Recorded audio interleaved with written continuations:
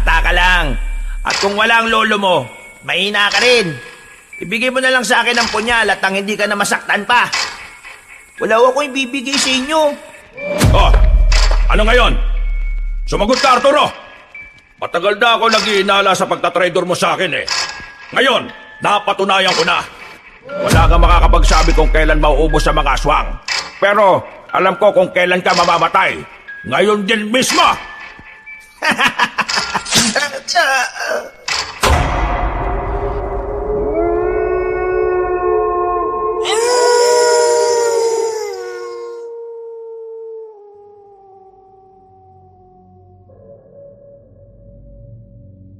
Magandang araw po, Kabanong, at sa lahat ng mga kabangers at mga kayanggaw.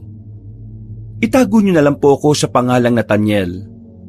Ang kwentong gusto kong ibahagi ay naging karanasan namin ng lolo ko na tawagin nating Lolo Pael. Sa aming baryo noon, isa kami sa masasabing nasa pinakababa ng laylayan. Maswerte nga lang kami at may isang kamag-anak kami na nagpatira sa amin sa lumang bahay niyang nasa liblib na baryo. Kami ang inatasan niya na magtanim ng mga bawang na siyang ibinebenta niya sa merkado.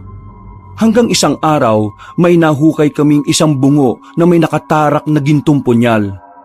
At doon na nga mga kabangers nagsimula ang nakakapangilabot na pangyayari sa aming buhay ng Lolo Pael ko. Kabanong, mga kabangers at kayanggaw, ito ang aking kwento.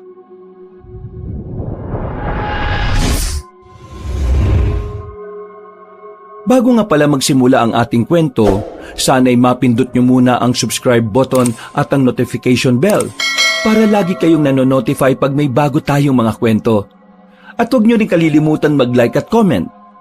Napakalaking tulong po ito sa ating channel para mas makapagatid pa kami sa inyo ng mga magaganda at mga nakakapangilabot na mga kwento. At ngayon, sa ating pagpapatuloy.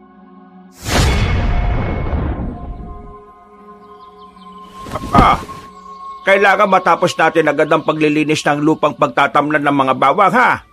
Tulungan mo ako para mas madali tayo makapag-ani ng bawang. Sige po, Lolo Pael. Tutulungan ko po kayo.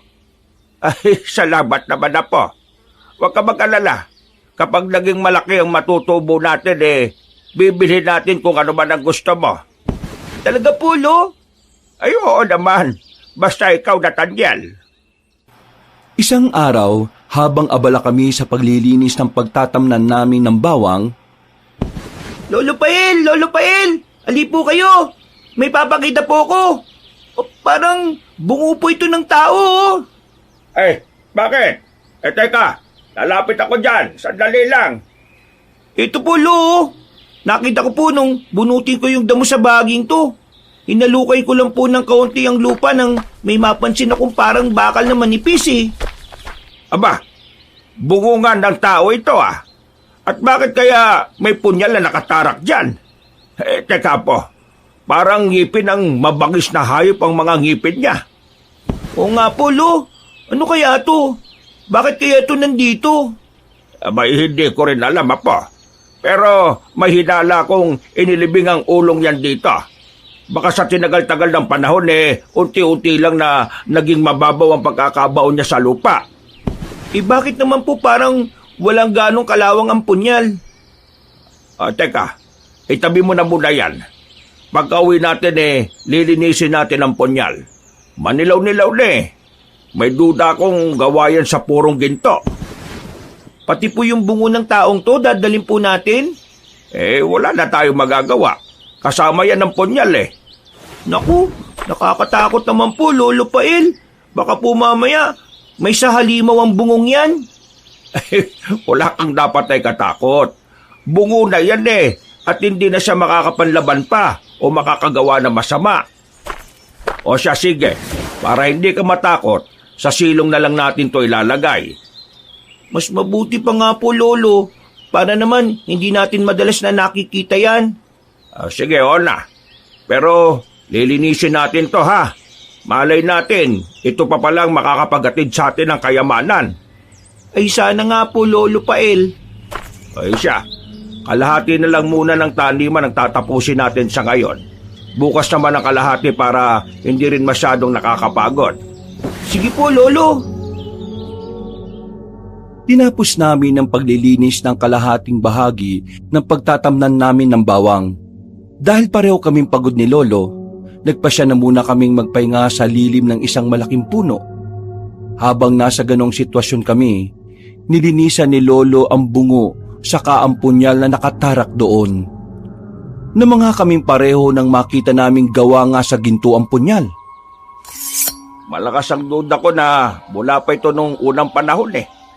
Ang ipinagtataka ko lang ay kung anong nilalang na may-ari ng bungong ito. Bakit po, Lolo? Ano po bang hinala niyo dyan? Hindi ako ganong sigurado pero malakas ang kutob ko na isang aswang ang may-ari ng bungo na ito. Sa palagay ko, isa siyang makapangyarihang aswang. Aswang po? Bakit naman po ninyo nasabi yan? Minsan na po ba kayo nakakita ng ganyang nilalang, Lolo? Hindi ko lang nakita, Apo. Minsan ko na rin silang nakasagupa at ilang aswang na rin ang napatay ko noon. Talaga po, Lo? Teka, isa po ba kayong albularyo dati? Hindi lang dati, Nathaniel. Hanggang ngayon, marunong pa rin naman akong manggamot. Ang totoo niyan dati rin akong manunugis. Pero nang iniwan ka sa akin ng mga magulang mo, iniwan ko na rin yung gawaing yon. Ay, bakit naman po? Ayaw kong makasali ka sa gulo ko eh. Mas gusto kong bigyan ka ng normal na buhay kahit pa na mahirap lang tayo. Ayos lang naman po sa akin kung ipagpatuloy po ninyo eh. Alam ko naman na mga masasama ang mga aswang. Dapat lang po talaga sa kanila na tinutugis. Basta, mas gusto ko yung tahimik na buhay natin ito. Kahit na mahirap lang tayo, ang importante, hindi tayo nagugutom. Mas mahalaga ka kaysa sa anumang tungkulin, Apo. Maraming salamat, Lolo Pael. Matapos ang pagpapahinga namin, nagkasundo kami ni Lolo Pael na umuwi na sa bahay namin. Pagdating namin doon, iniligay niya sa silong ng bahay namin ang bungong may nakatarak na punyal. Minabuti na naming maghanda para sa hapunan namin. Makaraan ng halos 2 oras, nagpasya na kami ni Lolo Pael na kumain ng hapunan. Nasa kalagitnaan na kami ng pagkain namin nang may marinig kaming ingay sa labas ng bahay. Mukhang sa mismong silong natin nagmumula yun ah. Ano po kaya yun, Lo? Bakit parang may kung anong kumakalkal? Ano po kaya yun? Ay nako, baka kung may naligaw lang na pusa dyan. Ayan mo, pagkatapos natin kumain bababa ako para matingnan yon. Lolo, sandali po. Parang may umaangil ah. Ay, tumahimik ka nga muna, Apo. Mukhang mula nga sa silong natin yun ah. Sandali, sisilipin ko na sa siwang ng sahig natin. O ano po, Lo? Ano po nakita niyo sa silong? Wala naman na po Pero nawala na rin ang ingay. Ala, sige na. Tapusin na muna natin ang pagkain. Titingnan natin mamaya kung ano bang meron sa silong. Sige po, Lo. Sige na, bumalik na tayo sa pagkain. Tinapos namin ang pagkain namin ni Lolo. Nang maligpit na namin ang aming pinagkainan, nagpasya akong sumama na sa kanya palabas ng bahay. Nang naroon kami, tiningnan namin ang silong, ngunit wala naman kaming nakitang kung anong hayop doon. Ilang beses pa naming nilibot ang aming bakuran, pero wala talaga kaming nakita. Lolo, ang bungong may nakatarak na punyal. Baka po magnanakaw ang pumunta dito at kinuha nila yun. Ay, oo nga no. Teka, titingnan ko. Tinakpan ko naman yun ng tuyong dahon ng nyog Hindi yung madaling makita. Pero sige, aalamin natin. Sana naman po, hindi nawala yun. Kung magnanakaw rin po kasi yung umatake dito, sigurado na babalik pa po sila.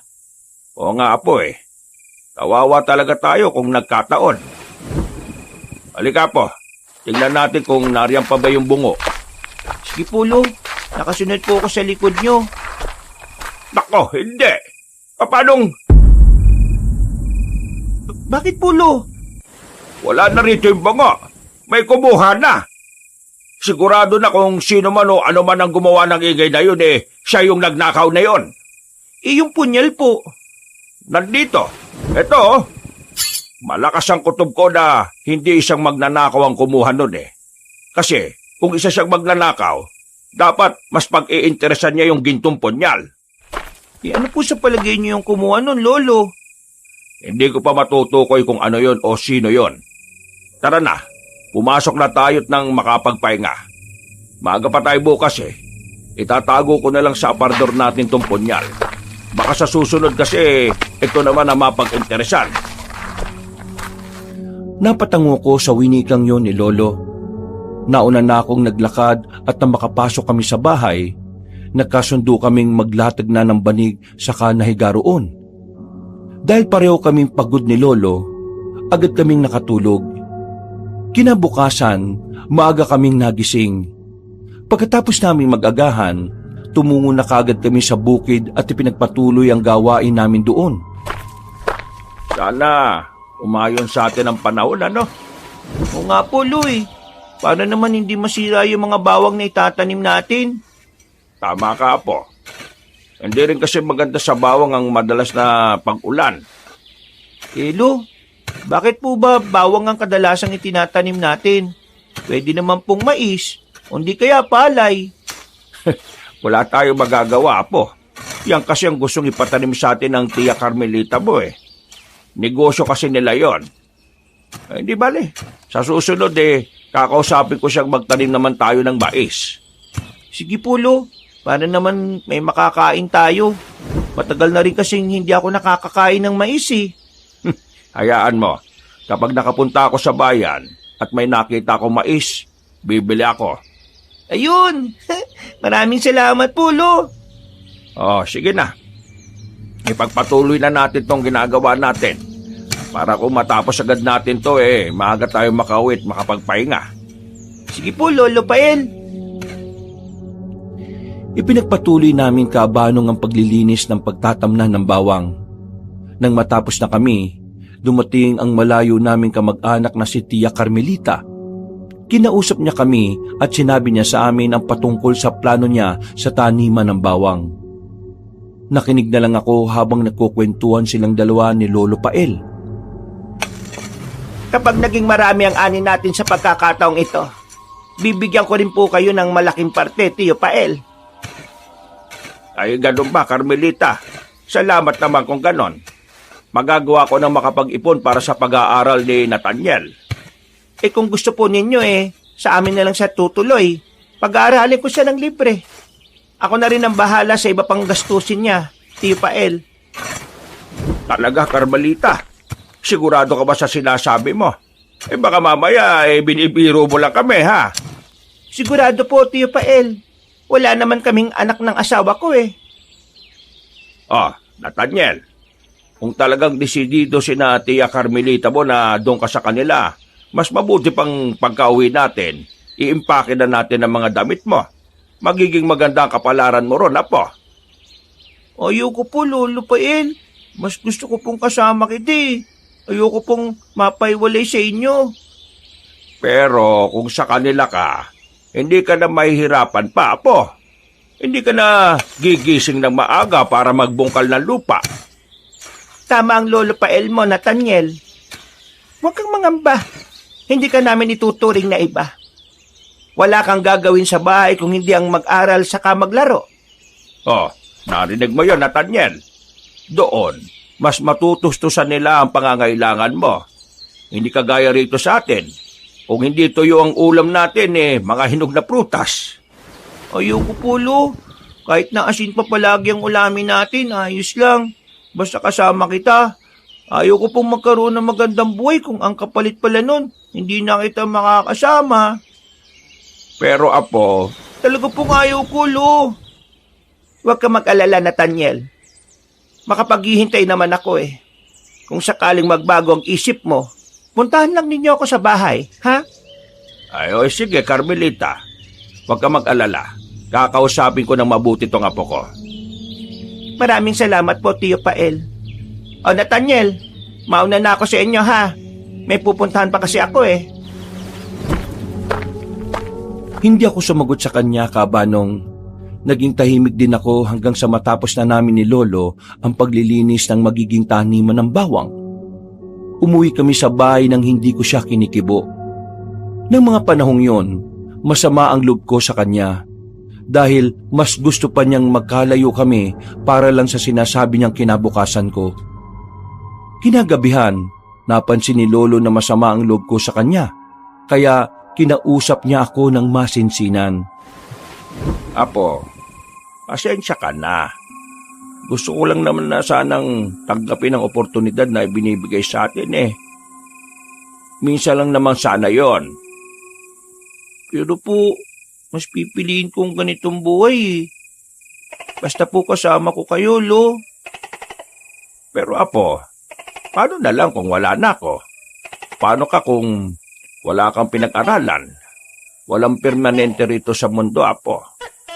Kaya ang gusto ko sana, kahit man lang sa ganong paraan mabigyan kita ng magandang kinabukasan. Wala po akong pakialam sa kinabukasan. Mas gusto ko po ngayon. Gusto ko po nakasama kita palagi, Lo. Ayoko pong malayo sa iyo eh. Ayaw mo ba talaga sumama sa Tia Carmelita mo? Ayaw ko po. Mas masaya ako dito eh. At hindi po kita ipagpapalit sa kahit na ano o kahit na sino, Lolo Pael. Sigurado ka ba? Kahit anong oras naman makakausap naman natin ng tiya mo eh. Ayaw ko po talaga, Lo.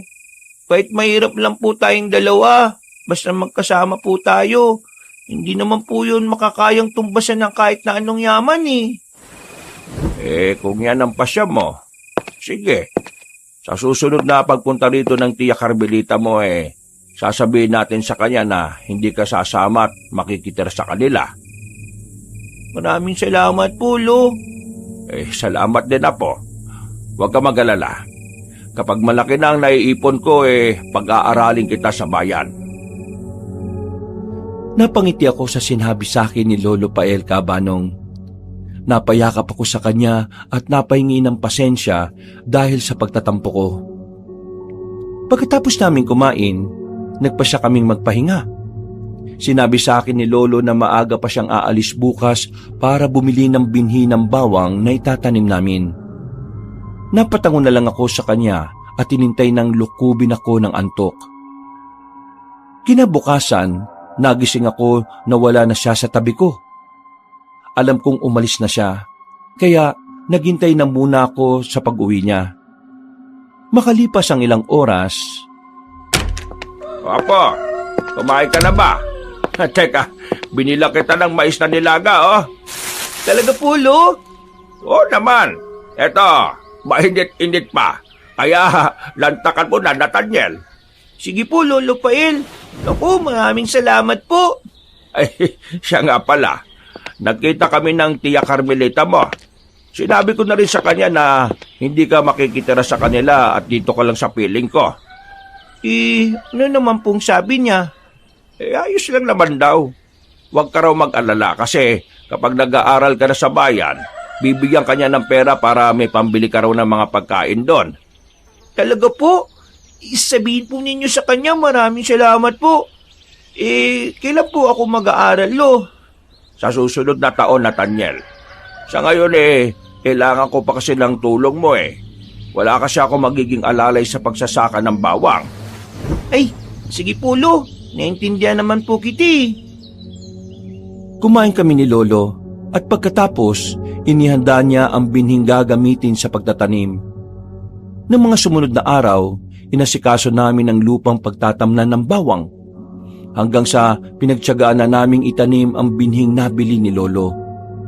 Naglagay na rin kami ng bakod sa paligid ng taniman namin upang walang ligaw na hayop ang makapasok doon at sumira ng aming mga pananim na bawang. Isang umaga...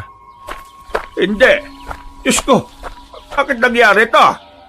Lo, hindi po kaya sinadyang sirain ng kung sino man yung pananim natin? Parang sinadyang bunutin po Saka yung lupa, parang dinaanan ng kalaykay Isa ito sa natitira nating pag-asa. Pero bakit naging ganito pa? Maganda ang bining nabili ko eh. At ang lupa sigurado naman akong mataba. Ano ba ang kasalanang nagawa ko at ginanyan nila tayo? Hindi ko rin po alam, Lo. Maganda na sana yung simula natin eh. Yan nga ang iniisip ko, Apo eh. Ewan ko ba kung bakit ginaganito tayo? Naging mabuti naman tayo sa kapwa natin ah. Baka naman po, kung hindi tao gumawa nito, baka may nakapuslit lang na ligaw na hayop sa taniman natin ng bawang, Lo. Hindi yan ang duda ko, Apo eh. Kung hayop lang, iisang bahagi lang sana ang sinira nila. Pero parang buong taniman talaga eh. Parang sinadyang bunutin muna ang mga tumutubong bawang bago kinalaykay ang lupa. Teka po, naalala po ba ninyo yung bungo na nakita natin, Lo? Hindi po ba dito natin yung nakuha? Alam nga naman na yun ang hinahanap ng kung sino mang gumawa nito. Ninakaw na nga yun sa atin, hindi ba? Oo nga po, Lo. Pero malay natin, baka may iba pa palang nakalibing sa taniman natin ng bawang at yun pala yung hinahanap nila. Ay nako, bahala na. Sa ngayon, poproblemahin na muna natin ang pananim natin na sinira nila. Ay, Nathaniel, halika, tulungan mo ako.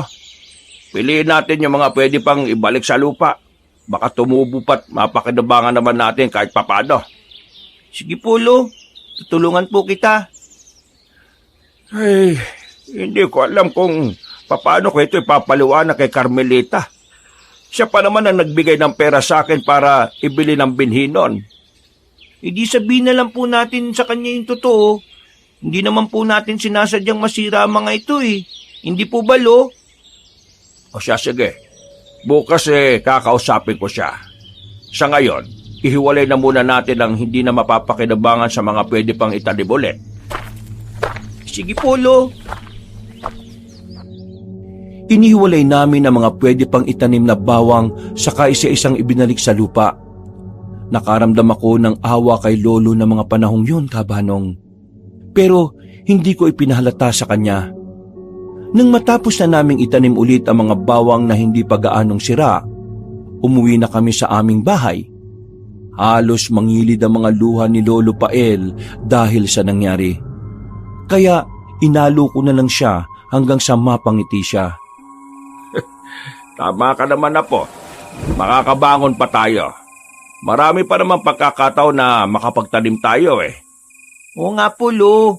Malay po natin. Sa susunod, baka mas marami tayong maani. Sana nga. Para naman makabawi tayo. Sayang ang pagod natin sa pagtatrabaho ron eh. Tapos, mauuwi lang pala sa wala. Lo, paano po pala kung merong kayamanan na nakalibing sa taniman natin ng bawang? Baka po yun po yung pag-asa natin para yumaman tayo eh. Huwag tayong umasa riyan. Kung makakakita man tayo ng mga ginturian, kukunin din naman ng gobyerno sa atin yun eh. Isa pa, hindi basta-basta mga gintong nakalibing sa mga lupa. Bakit naman po, Lo? Kadalasan sa mga yan, may mga bantay na elemento. Mga nilalang sa kalikasan na hindi naman natin nakikita. Ay, ganun po ba yun, Lo? Oo, kaya huwag tayong dumampot ng mga ginto na nakikita natin sa kung saan-saan lang. Bakit po kinuha natin yung gintong punyal, Lo? Huwag ka mag-alala. May inusal akong dasal para walang negatibong enerhiya nakakapit sa atin. Ang galing po talaga ninyo, Lolo Pael. Ay, teka nga pala. Paano po yung mga bakanting taniman ng mga bawang, Lolo? Huwag ka mag-alala. Bukas, manghihiram ako ng itatanim na bawang sa kaibigan ko. Sumama ka na rin sa akin at nang makagala ka sa kanilang baryo. Sige po, Lolo Pael. Gusto ko po yun. O siya, sige na. Ang mas mabuti nating gawin, magpahinga na lang. Ipagdasal na lang natin na tutubo pa ang mga itinanim natin. Diyos na ang bahala sa sumira sa pananim natin ngayon. Napatango na lang ako kay Lolo Pael, Kabanong. Dahil pagod din ako, nakatulog ako kaagad. Makaraan ng ilang oras, nagising na lang ako sa mga ingay sa paligid. Pagtingin ko kay Lolo, nakita kong gising din pala siya at nagmamatsyag sa paligid. Tinanong ko siya kung ano ang gumagawa ng ingay na yon at kung bakit hindi lang iisang nilalang ang naroon. Napailing naman siya at agad din niyang sinabi sa akin na mayroong mga aswang na dumaan sa tapat ng bahay namin. Nagsisimula na naman silang manalasa. Manalasa po? Ano pong ibig sabihin nun? At saka, saan naman po sila pupunta? Mukhang napadaan lang naman po yata sila dito eh. Ang manalasa, ibig sabihin nun na po, gumawa ng masama. At hindi ko rin alam kung saan sila pupunta. Pero malakas ang kutob ko na pupunta sila sa kabilang baryo. Marami raw kasing mga nagdadalang tao ron eh. Bakit naman hinahayaan lang sila ng mga tao na manalasa? Hindi po ba nila kayang labanan ng mga nilalang na yon?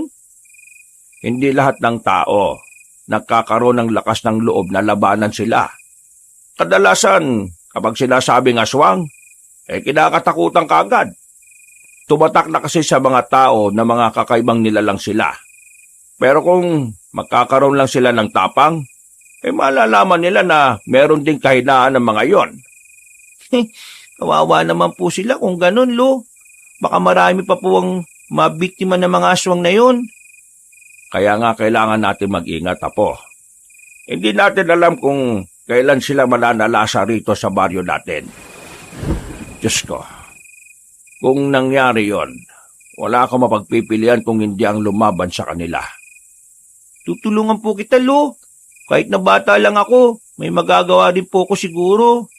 Wag na. Masasaktan ka lang. Masyado ka pang bata, Apo. Mas mabuti pang manatili ka na lang dito sa bahay. Mas ligtas ka rito, Nathaniel. Pero po, wala nang pero-pero. Iniisip ko lang kung ano ang makabubuti sa'yo. Baka po kung ano naman na mangyari sa inyo kung hindi niyo ako kasama, Lo. Huwag mo akong intindihin. Veterano na ako sa panunugis ng mga aswang. Hindi nila ako madaling mahuhuli at mapapatay. O siya, sige na. Bumalik ka na sa pagtulog mo. Ako na lang ang bahalang magbantay sa paligid natin. Sige na nga lang po, Lo. Matutulog na lang po ulit ako, ha. Sinikap kong makatulog ulit hanggang sa tuluyan na rin akong napahimbing. Kinabukasan, naging usap-usapan sa buong baryo namin ang patungkol sa pananalasa ng mga aswang sa kabilang nayon. May mga kwento kaming narinig na patay ang lahat ng buntis doon. Dahil dito, nakaramdam na rin ako ng pagkabahala. Naisip kong baka sa mga susunod na pagkakataon, sa baryo naman namin susugod ang mga aswang. Dahil napag-usapan namin ni Lolo na pupunta sa baryo ng kanyang kaibigan, sumama ako sa kanya. Nawili sila sa pakikipagkwentuhan at madilim na nang nagpasya si Lolo na uuwi na kami. Apo, ikaw na magdala ng sulo na ibinigay sa akin ng kaibigan ko, ha? Mauna ka na rin at nang makapagbantay ako sa likod natin. Sige po, Lo. Wag lang po kayong lalayo sa akin, ha. Baka mamaya atakihin po ako ng... Huwag mo nang babanggitin yan, Apo. Biyernes ngayon. Malakas ang pandama nila. Baka marinig nila ang sinasabi mo at harangan nga nila tayo. Ay, pasensya na po, Lo. Ayos lang. Ay, teka. Ikaw na magdala nitong patalim ko. Mas mabuti pa nga po, Lo. Para kung may susunggab sa akin, malabanan ko kagad. O siya, sige na. Magpatuloy na tayo sa paglalakad. Pakaabutan pa tayo ng hating gabi sa daan eh. Sige po, Lo. Tara na. Bisa natin para makauwi kagad tayo. Sapat na rin siguro ang mga bawang nito para mapunan ng mga bakanteng bahagi ng taniman natin. Ipinagpatuloy namin ang paglalakad hanggang sa makarating kami sa kagubatang naghihiwalay sa nayo namin at sa ibang baryo. Nasa kalagitnaan na kami ng pagbaybay ng daan nang makarinig kami ng mga ingay. Nung una, Kabanong, inisip namin na mga pusang naglalampungan lang yon, kaya isinantabi namin yon. Subalit, nang may marinig kaming angil na kagaya ng naulinigan namin nang may mga dumaang nilalang sa tapat ng bakura namin, naisip namin na mga aswang ang mga yon. Magdaan-daan ka lang sa paghakbang, Apo. Baka mahalata nila tayo at masukol. Sige po, Lo. Ano po bang plano ninyo? Susundan po ba natin sila? Aalamin lang natin kung saan sila pupunta. Hindi natin sila susundan sa kung saan sila pupunta. Mamaya, baka patibong lang pala yon. Para kasi malaman din natin kung saan sila nagmula eh. Kayo pong bahala, Lo. Kung ano pong gusto nyo, susundin ko po. Doon sila papunta sa pinakadulong baryo. Malamang, may bibiktimahin sila ron. Halika, Apo. Teka, patayin mo muna yung lingas ng sulo natin.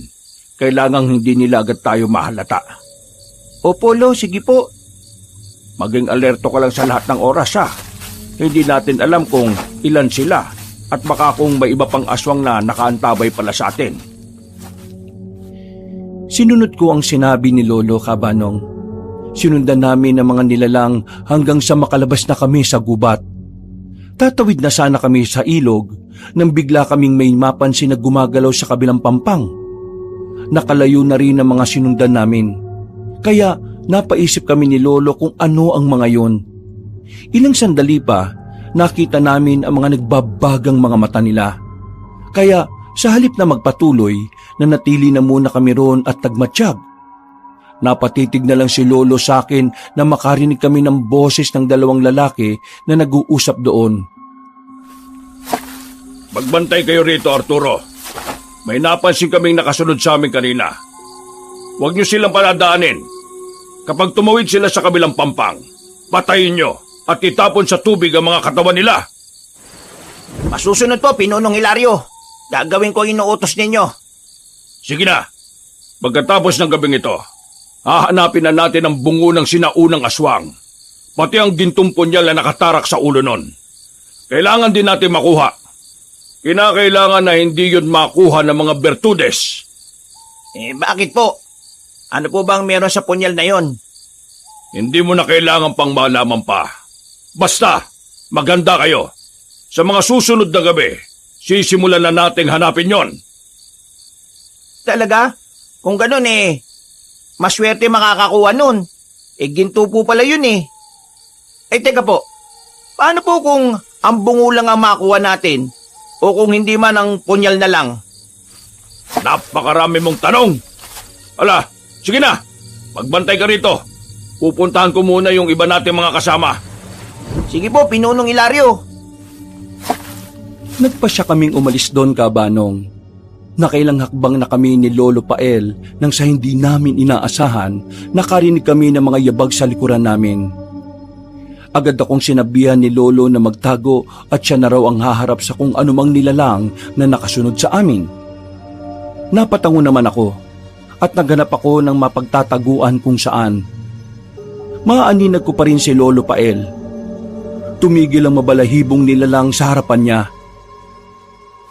Ano pa kayo at sinusundan nyo kami? Nasaan ang kasama mo? Wala ka ng pakialam doon.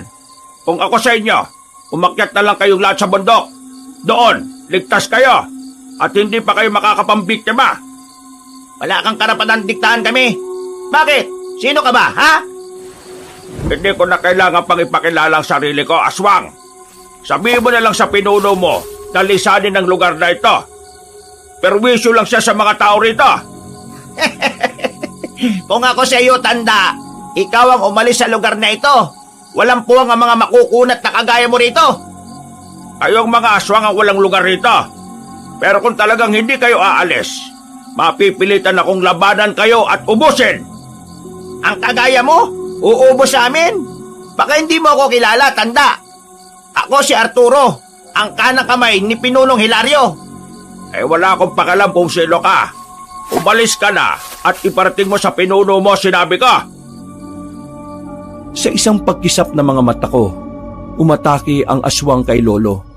Nakita ko kung paano sila maglaban. Ilang beses pa niyang nasugatan ng aswang gamit ang itak niya.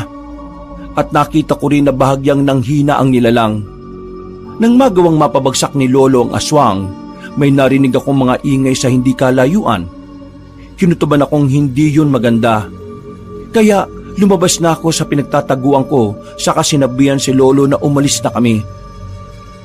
Naibaling naman niya ang pansin niya sa akin at sa hindi namin inaasahan nakawala ang aswang. Baka dito po sila pumunta, Lo. Mas mabuti pang umuwi na lang tayo. Sige Apo, mag-iiba na lang din tayo ng daan para hindi nila tayo masundan. Kung sino man ang pinunong Hilario na yon, at kung totoo man ang narinig nating sinabi niya, malamang may alam talaga siya. Kung hanapin po nila yon, hindi kaya malagay po tayo sa peligro? Huwag ka mag-alala. Wala siyang mahahanap sa atin. Hindi nga natin alam kung nasaan nga yung bungong yun eh. Ang nasa atin lang naman ngayon ay ang gintong punyal. Bakit po kaya parang sobrang importante ng bungong yon? Saka po parang may kinatatakutan ng isang aswang kanina nang banggitin niya yung gintong punyal eh. Yan ang hindi ko pa alam. Malakas ang kutob ko na kung ano man ang kakayahan ng punyal na yon, siguradong makasasama yun sa kanila. Kung ganun po, kailangan nating itago pala yun ng mabuti, Lolo. Ay oo, Apo. At kailangan walang ibang makakaalam nun, maliban sa ating dalawa. Sige po, Lolo Pael. Isisikreto po natin yung patungkol dun sa gintong punyal na yun. Naging mahaba pa ang kwentuhan namin ni Lolo. Hindi na namin namalaya na nakarating na pala kami sa aming baryo. Malalim na ang gabi noon, kaya pagdating namin sa bahay, kumain lang kami ng hapunan saka nahiga na. Habang nakahiga at nagpapaantok, napagkwentuhan namin ang patungkol sa mga aswang na nakasagupa namin. Hindi ko rin maiwaglit sa isipan ko ang itsura nila na may sa halimaw talaga. Mukhang pamilyar nga sa akin yung pangalang Hilario eh. Hindi ko lang maalala kung sino yung bumanggit nun sa akin. Ang nakaharap po ninyo, pamilyar po ba sa inyo yon? Hindi, Nathaniel. Pero kung sino man siya, mahina pa siya kung ikukumpara sa mga aswang na nakalabang ko dati. Kaya nga po nakita ko kung paano nyo natalo yung aswang. Maswerte talaga siya dahil maliksi siya kung gumalaw. Siguro nga, kung hindi ko iwinaglit sa kanya yung pansin ko, baka hindi pa siya nakatakas eh. Malamang, napatay ko pa siya kanina. Pero, hindi bale na. Dahil sa sugat na natamo niya, ilang araw pa siya bago maging malakas ulit. Ang galing po talaga niyo makipaglaban, Lo. Nadadaan ng lahat sa ensayo, Nathaniel. Alam mo kasi, bata pa lang ako, inubog na ako para maging isang manunugis. Ganun po ba? Parang gusto ko rin yata na maging kagaya niyo po, Lolo Pael. Hey, nakong bata ka. Huwag mo nang pangarapin ang bagay na yan. Napakahirap ang maging isang manunugis. Hindi mo alam kung sino ang totoo mong kalaban at kakampi. Kung nakayanan po ninyo, Lo, sigurado pong makakaya ko rin naman po yan. Huwag mo nang sundan ang yapak ko, Apo. Ang mas maigi mong gawin, kapag nakaipon na ako ng malaki, mag-aral ka na lang mabuti. Para naman maiahon mo ang sarili mo sa kahirapan. Hindi habang buhay kailangan magsaka ka lang ng bawang. Marami ang magbubukas na oportunidad kapag may natapos ka.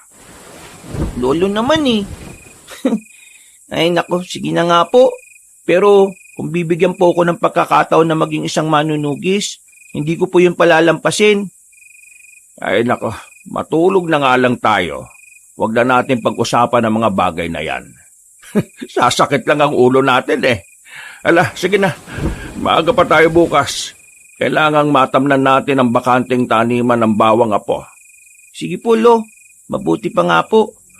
Pagod din kasi ako dahil sa paglalakad natin Ang importante, ligtas tayong nakauwi rito sa bahay natin. O sige na. Tulog ka na, Apo. Napatango na lang ako kay Lolo at minabuting ipikit na ang mga mata ko. Makalipas ang ilang sandali, narinig ko ang paghilik niya. Samantala, kahit na anong gawin ko, hindi ako dinadalaw ng antok. Ilang beses din akong nagpalit ng posisyon sa pagkakahiga, ngunit hindi talaga ako makatulog. Dahil doon, nanatili na lang akong nakahiga habang nag-iisip ng kung ano-ano. Kung hindi ko pa narinig ang tilaok ng manok, hindi pa ako tuluyang makakatulog. Kinaumagahan, Apo, mukhang hindi ka nakatulog ng maayos ah. Opo nga, Lolo eh. Malinsangan kasi ang panahon eh. Saka ang daming lamok. Panay kagad sila sa akin eh. Kaya hindi po ako nakatulog ng mahimbing. Hayaan mo. Sa mga susunod na araw, bibili ako ng kulambo. Mukhang dumarami na nga ang lamok dito sa atin eh. Talaga po, Lo? Sige po, para naman wala na maging disturbo sa pagtulog natin. O siya, sige na. Mag-agahan na tayo para makapunta sa taniman natin ng bawang. Sige po, Lo. May natira pa naman tayong ulam kagabi. Ayos na po yun. Oo nga, Nathaniel. Mamaya na lang ako bibili ng ulam natin, ha? Delata, para naman mapaparami ka ng kain. Minadali namin ang pagkain at nang matapos na, agad kaming pumunta sa taniman ng bawang. Nang makarating kami roon, agad naming tiningnan ang mga bakanting bahagi. Nasa kalagitnaan na ako ng ginagawa ko nang bigla akong matigilan. Nakaamoy ako ng malansaka, Banong, kaya napatitig ako kay Lolo. Nang mapansin ko na napatakip din siya ng ilong niya, agad akong napatayo. Parang amoy ng dugo po, Lo. Saan kaya nanggagaling yun? Teka, mukhang kumambyo na yung hangin eh. Sigurado na dun sa bandang kanluran nagmumula yung amoy na yon. Oo nga po, Lo. Parang patay na hayop na ewan. Halika po, tingnan natin kung ano yon. Sige po, Lo. Ay, ayun. Parang may nakaandusay po sa banda ron, oh. Bilis siya po. Teka, kambing yan ni Pasa. Bakit nandito yan? Lo, wala na pong mga laman loob yung kambing. Saka tingnan niyo po, oh. May kagat siya sa liig. Hindi kaya asong ulol yung umatake sa hayop na yan? Hindi yan asong ulol. Malamang, isang aswang ang nambiktima sa kambing na yan. Aswang po? Ibig sabihin, nagsisimula na rin silang mambiktima dito sa atin? Yan ang hindi pa natin alam, Apo. Hayaan mo, magmula mamayang gabi, magmamatsyag na ako sa paligid. Sige po, Lo. O tayo na, bumalik na tayo sa ginagawa natin. Ipagpatuloy na natin ang pagtatanim ng bawang. Malapit na rin namang matapos eh. Tapos, sabihin na lang natin kay Pas yung nangyari dyan sa kambing niya. Tinapos namin ni Lolo ang pagtatanim ng bawang. Pagkatapos noon, dumiretso na kami sa bahay ng kanayo namin para ibalita ang nangyari sa kambing nila. Binalikan namin yon at maging ang mga taong nakakita sa sitwasyon ng kambing, kumbinsido na aswang ang pumatay ron. Inilibing na lang namin ang hayop na yon sa kami nabuting umuwi na sa bahay namin. Hindi magandang senyales yun, Apo. Malamang totoo yung narinig nating kwentuhan ng mga aswang. Ano pong ibig niyong sabihin, Lo? Kasi, baka ang baryo talaga natin ang punteriya ng mga aswang na yon. Paano po? Alam ba nila na dito makikita yung bungo na yon saka yung punyal? Yan ang bagay na hindi tayo sigurado, Apo. Basta, kahit na anong mangyari, hindi natin ibibigay yung punyal. Baka gamitin pa nila ito sa masama eh. Mahirap na. Sige po, Lo. Wala. Dito ka na muna at bibili ako ng dilatang uulamin natin mamaya sa hapunan ha. Huwag kang gagala sa kung saan-saan. Sige po, Lo. Mag-iingat po kayo. Hindi na po ako lalabas ng bahay. Hinintay ko na si Lolo na makauwi sa bahay at dahil malapit na ring dumilim, kumain na kami ng hapunan. Habang kumakain, naikwento sa akin ni Lolo na may ilang pang hayop ang natagpuan sa mga masusukal na parte ng baryo namin. Nakaramdam ako ng pagkabahala. Pero nang makita kong kampante naman si Lolo, isinantabi ko rin ang takot na nararamdaman ko. Pagkatapos namin kumain sa halip na magpahinga, lumabas kami sa bahay sa karoon tumambay. Ba, maliwanag pa lang buwan ngayong gabi ah. Bukas o sa makalawa, sigurado na kabilugan na niyan. O nga po, Lo. Parang tanghaling tapat nga po eh. Ang liwanag sa paligid.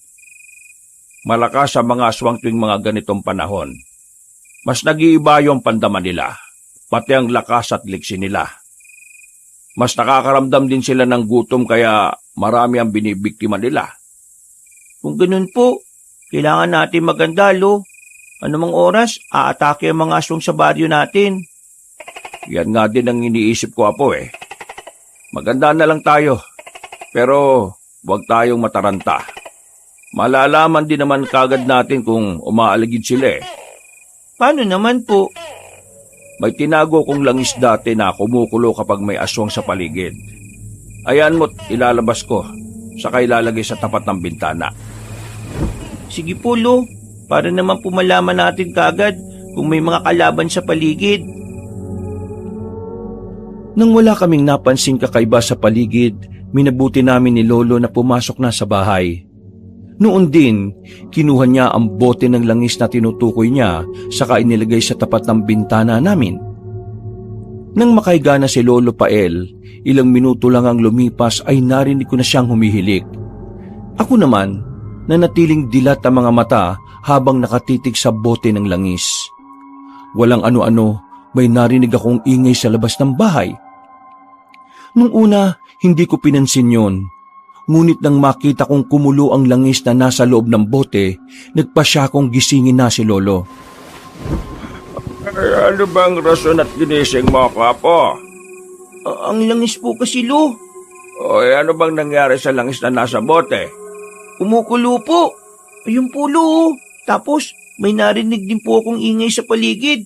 Katulad po yun ng ingay na narinig natin nung nakaraan. Ha? Teka, lalapitan ko nga at titingnan. Baka namamalikmata ka lang kasi dahil sa antok mo. Hindi po, Lolo. Nakita ko po talaga. Saka klaro rin po yung pandinig ko sa ingay na yun. Aba, oo nga, kumukulo nga.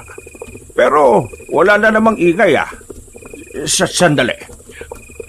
Aba, oo nga no. Sobrang hina ng ingay nila. Siguradong malapit lang sila sa atin. Ano pong gagawin natin, Lo? Kumalma ka lang. Hindi naman nila mapapasok ang bahay na ito eh. Paghakbang pa lang nila sa hagdan natin, sigurado na sasabog na sila. Paano naman po kayo nakasigurado, Lo? May nakalibing na pangontra sa ilalim ng hagdan natin. Walang masamang nilalang na makakapasok sa bahay natin, Nathaniel. Lolo, mukhang may kumakaykay na naman po sa silong ng bahay natin, ha?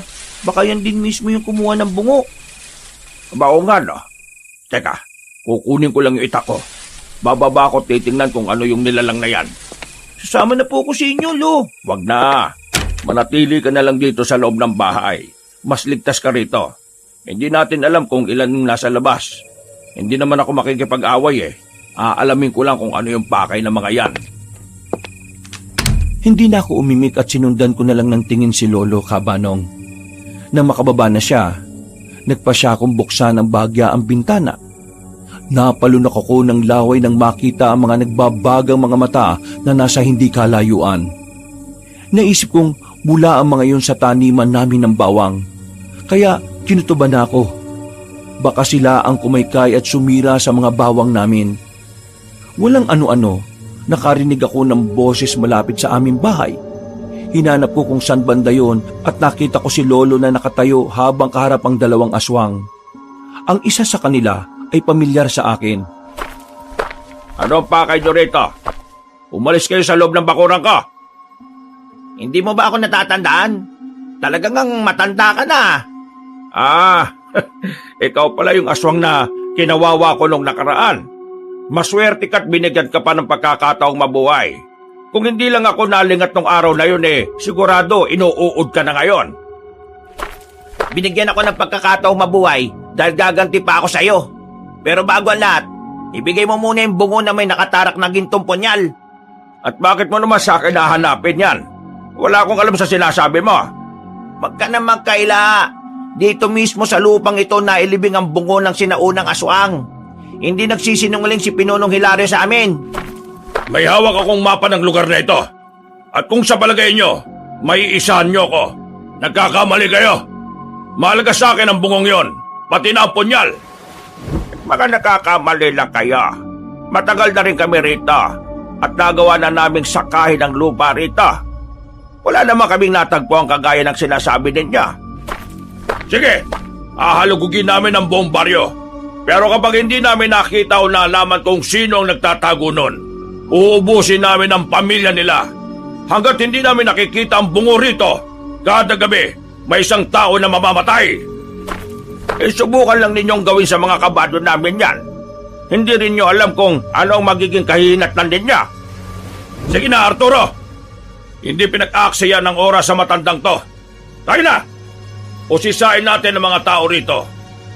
Babalikan na lang natin ang matandang ito. Manda ka, tanda. Sa pagbabalik namin, kailangang ibigay mo na sa amin ang bungo at gintong punyal. Kung hindi, may kalalagyan ka talaga. Sige, pagbibigyan ko kayo at hahayaang makalabas sa bakurang ko. Pero sa susunod na pag-apak nyo rito, titiyakin kong magiging abo kayo. Tara na, Arturo! Nag-aaksaya lang tayo ng oras dito. Huwag na kayo bumalik dito, mga demanya! Lumundag ang dalawa palabas ng bakuran namin, Kabanong. Nakita ko naman ang mga nilalang na nasa hindi kalayuan na sumama sa kanila. Napahawak na lang ako sa puso ko at napabuntong hininga. Nang makita kong papasok na si Lolo sa aming bahay, sinalubong ko siya at inusisa patungkol sa mga yon. Ang mga walang iya, pumasok pa sila sa bakuran natin at hinalungkat ang mga nakalagay sa silong. Mga bastos talaga. Ano pong gagawin natin ngayon, Lo? Baka po tutuhanin nila yung sinabi nila. Huwag ka masyado mag-alala. May kasabihan nga ng asong palayang tahol, hindi marunong mangagat. Pero kung gagawin nila ang banta nila, hindi ko pababayaan ang mga kanayo natin. Lo, natatakot po ko. Huwag ka matakot. Hindi dapat kinatatakutan ang mga tulad nila. Teka. Ang mas mabuti sigurong gawin ko hahanapin ko yung kuta nila. Sa paraang yan, hindi na sila makakatake rito dahil doon pa lang mismo sa kuta nila mapapatay ko na sila. Gusto ko pong sumama sa inyo, Lo. Alam kong kailangan nyo ng alalay Tutulungan ko po kayo. Huwag na, Apo. Dito ka na lang. Bata ka pa para makipagsapalaran sa mga ganyang bagay. Kaya ko naman sila Pero po, baka sobrang dami nila, Lo Ay wala akong pakialam. Kapag napatay ko ang pinuno nila, magkakawatak-watak din ang mga yan. Ala, sige na, magpahinga ka na. Magmamatsyag muna ako sa paligid. Napatango ako kay Lolo, pero lingid sa kaalaman niya na kunwari lang din akong tulog. Kagaya niya, nagmatsyag din ako sa paligid. Tahimik din akong nagdarasal para sa kaligtasan namin at ng aming mga kanayon. Habang nagmamatsyag, may mga narinig akong ingay, kaya naisip kong hinalugog na ng mga aswang ang mga kabahayan sa nayon namin. Narinig ko pang napamura si Lolo Pael, pero hindi na siya lumabas ulit. Kinabukasan, nalaman namin ni Lolo na marami ang mga kanayon namin ang umalis dahil sa takot. Hindi maganda ito. Nagsisilikasan na ang mga tao dahil sa ginawa ng mga aswang. Kinakailangang makagawa ko ng paraan para mapigilan sila sa panggugulo rito. Paano po yan, Lo? Mag-isa ka lang nasusugod sa kanila? Wala tayong magagawa. Mga duwag ang mga lalaki rito sa nayon natin Ayun nga, imbis na lumaban, mas pinili nilang umalis dito. Ano po kaya kung umalis na lang din po tayo, Lo? At saan naman tayo pupunta? Alangan namang iwan natin ang mga tanim na bawang natin dito. Yan lang din naman ang pangkabuhayan natin. Pwede naman po natin balikan yan kung naging tahimik na po dito uli, Lo. Hindi po ba? Pwede naman po siguro tayong makitira ng panandalian kina Tia Carmelita. Basta, hindi tayo aalis sa baryong ito. Wag lang magkakamali ang mga aswang na yon na bumalik rito Lalagasan ko talaga sila ng mga kasama niya. Kala ko po, hanapin nyo sila sa katutugisin, Lo. Depende sa sitwasyon. Ngayon kasi, kakaunti na ang mga tao rito sa nayon natin. Wala na rin tayong ganong aalalahanin pa. Kung gusto nila dito makipagsagupa, di dito. Kinagabihan, dahil maliwanag ang buwan, nagpasya kami ni Lolo na magbantay sa paligid. Inaasahan namin na babalik ang mga aswang na yon, pero lumampas na ang hating gabi, wala pa rin mga nilalang na nanalasa sa aming baryo. Kalaunan, nagpasya na kaming matulog ni Lolo. Kinabukasan, dumating sa bahay namin si Tia Carmelita na umiiyak. Pinatay po nila ang asawa ko, Tio Pael. Baka wala silang awa. Sa mismong harapan ko pa nila ginawa yon. Sinong may gawa? At bakit naman nila ginawa ang bagay na yon? Napakademonyo naman nila. Mga aswang po. Sinira nila ang pinto namin saka pinasok ang bahay namin. May hinahanap sila. At ano naman yon? Mahalaga ba yun para magawa nilang pumatay ng basta-basta? Pero sa bagay, mga aswang sila eh. Mga halimaw na hayok sa laman. Bungo raw po eh. Bungo na merong nakatarak na gintong punyal. Yun ang kanilang pilit na hinahanap sa amin. At bakit sa inyo nila hahanapin ang bagay na yon? Ano naman ang kinalaman nyo ng asawa mo sa bungong yon? Napakawalang yan nila. Teka, sa taniman po ng bawang, Tio Pael, naalala ko na sa may taniman ng bawang, may naikwento dati si tatay sa akin. At ano naman yan? Diyan daw inilibing ni Lolo ang ulo ng isang sinaunang aswang. Nakalaban niya yon at napagutan ng ulo. Nang malaman po ng mga aswang ang ginawa niya, tinugis siya ng mga yon. At para hindi madaling makuha ng mga nilalang na yon ang pugot na ulo, inilibing niya sa taniman mismo ng bawang. Eh bakit naman niya ginawa ang bagay na yon? Ano bang atraso ng mga aswang sa kanya? Ay teka, saan banda ba ng taniman nakalibing yon ha? Ang lolo ko po kasi, dating manunugis ng mga aswang. Kinakatakutan siya ng mga yon. Basta, sa bahagyang silangan, doon daw inilibing ni Lolo ang bungo para maunang masikatan ng araw. Eh gaano ba kalaga sa mga aswang na yun ang bungo? Bakit gano'n na lang katindi yung paghahanap nila ron? Dahil nagawa po nilang ipreserba ang katawan ng kanilang ninuno. Kapag nakuha ang punyal na nakatarak sa bungo at nailapit yon sa katawang karugtong nun, magiging buo raw ulit yon. Ibig sabihin, mabubuhay ang sinaunang aswang na yon? Opo, Tio Pael. Kaya sana, kung makita niyo ang bungo, huwag niyong ibibigay sa kanila. Mas lalo lang silang magiging makapangyarihan kung nagkataon. Abay, malaking problema nga ito, Carmelita. Bakit naman po? Ano pong ibig niyong sabihin, Tio? Eh, natagpuan na namin ni Tanyel yung sinasabi mong bungo na may nakatarak na punyal. Nasaan po? Kailangan may tago natin yan. O kung hindi man maitapon sa malayo, sa lugar na hindi matutunton ng mga aswang. Yan nga ang sinasabi kong problema. Nakuha namin yon at naitago sa silong ng bahay. Pero nung nakaraan, nakarinig kami ng kaluskos sa ilalim ng bahay. Nang tingnan namin wala na ang bungo. Pero hindi po nakuha ng magnanakaw yung gintong punyal. Iniwan niya. Nathaniel, pakikuha nga yung punyal na yon. Sa aparador na lagayan natin ng mga punyal. Sige po, Lo. Sandali lang po. Kinuha ko ang punyal sa aparador. Nang pabalik na sana ako kina Lolo Pael at Tia Carmelita, napadako ang tingin ko sa bintana. Napakunot noon na lang ako nang may marinig akong yabag sa labas. Sumilip ako sa bintana at nakita kong isang lalaki na tumatakbo paalis. Noon din, bumalik ako kina Lolo at ipinakita ang gintong punyal. Hindi ko na naikwento sa kanila ang patungkol sa lalaki dahil naisip kong baka napadaan lang siya.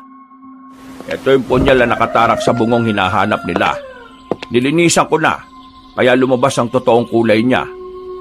Nagtaka nga ako kung bakit kahit matagal na hindi pa rin nasisira Talagang hindi masisira yan, Tio. Ang punyal na yan ay pagmamayari pa raw ni Lolo. Kargado ng mga banal na dasal at mga orasyon na mula pa sa lihim na karunungan. Ang nakapagtataka lang, bakit hindi kinuha ng kung sino mang nagnakaw ng bungo ang punyal na ito? Hindi kaya isang masamang nilalang ang nagnakaw nun? Baka natakot po sila sa punyal at minadali lang nila ang paghugot nun mula sa pagkakatarak nun sa bungo. Posible ang iniisip mo. Kung isang masamang nilalang ang kumuha, ano naman kaya ang pakay niya at ninakaw niya yon? Baka naman po may paggagamitan siya nun. Teka, baka po mangkukulam ang kumuha nun at balak niyang gamitin ang bungo sa kanyang mga ritual. Oo nga, pwede. Paano naman mangyayari yon? Walang ibang nakakaalam na nakuha namin ni Tanyel yon. Hindi na nakasagot si Tia Carmelita. Kukunin sana niya ang punyal at gagamitin para ipaghiganti ang asawa niya, ngunit pinigilan siya ni Lolo. Ipinaliwanag ni Lolo ang pwedeng mangyari sa kanya kung gagawin niya yon. Kalaunan, nangako si Lolo na siya na ang gagawa ng hakbang para makaganti sa mga aswang. Dahil iisa lang naman ang grupo ng mga aswang na naghahangad na makuha ang bungo at gintong punyal. Ang grupo ni Pinunong Hilario. Noon din, nagpaalam si Tia Carmelita sa amin at sinabing babalik na lang siya sa susunod na mga araw. Siguraduhin natin hindi makukuha ng kahit na sino ang punyal. Kung totoo man ang sinasabi ni Carmelita, gagamitin ko ito laban sa kanila. Sino po kayo yung nagnakaw ng bungo? Ang lakas naman ng loob niyang pumasok sa bakuran natin, Lo. Oo nga Pero naisip ko lang, paano kung hindi pala isang mangkukulam ang kumuha nun? Paano kung isa ring aswang? Oo nga po, Lo. Baka naman may kumakalaban sa pinuno ng mga aswang. Baka nga. Malalaman din natin yan kung nagkataon. Sa ngayon siguraduhin na muna natin ang kaligtasan natin at ng ating baryo. Mahirap na. Baka muling bumalik ang mga aswang at hindi tayo makapaganda. Ano pong plano niyo, Lo? Pupunta ako ngayon sa mga natitira nating kanayon at sasabihan sila na maglagay ng pangontra sa loob at labas ng bahay nila. Sa paraang yon, hindi sila mapapasok ng mga aswang. Sige po, mas mabuti nga po yung naisip niyo, Lo, para makatulong sa kanila. Pagkatapos pagsabihan ni Lolo ang mga kanayon namin, umuwi na rin siya.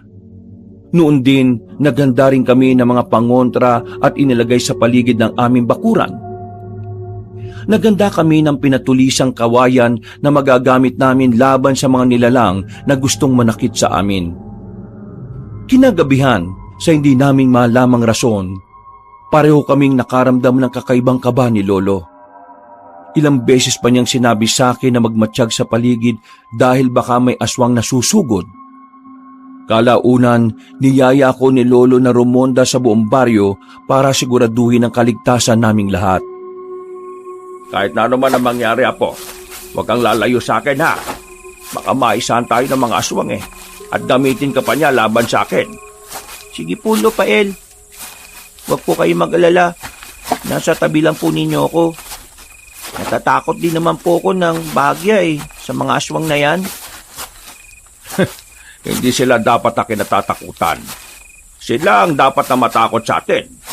Hawak natin ang patalim na posibleng uubos sa kanila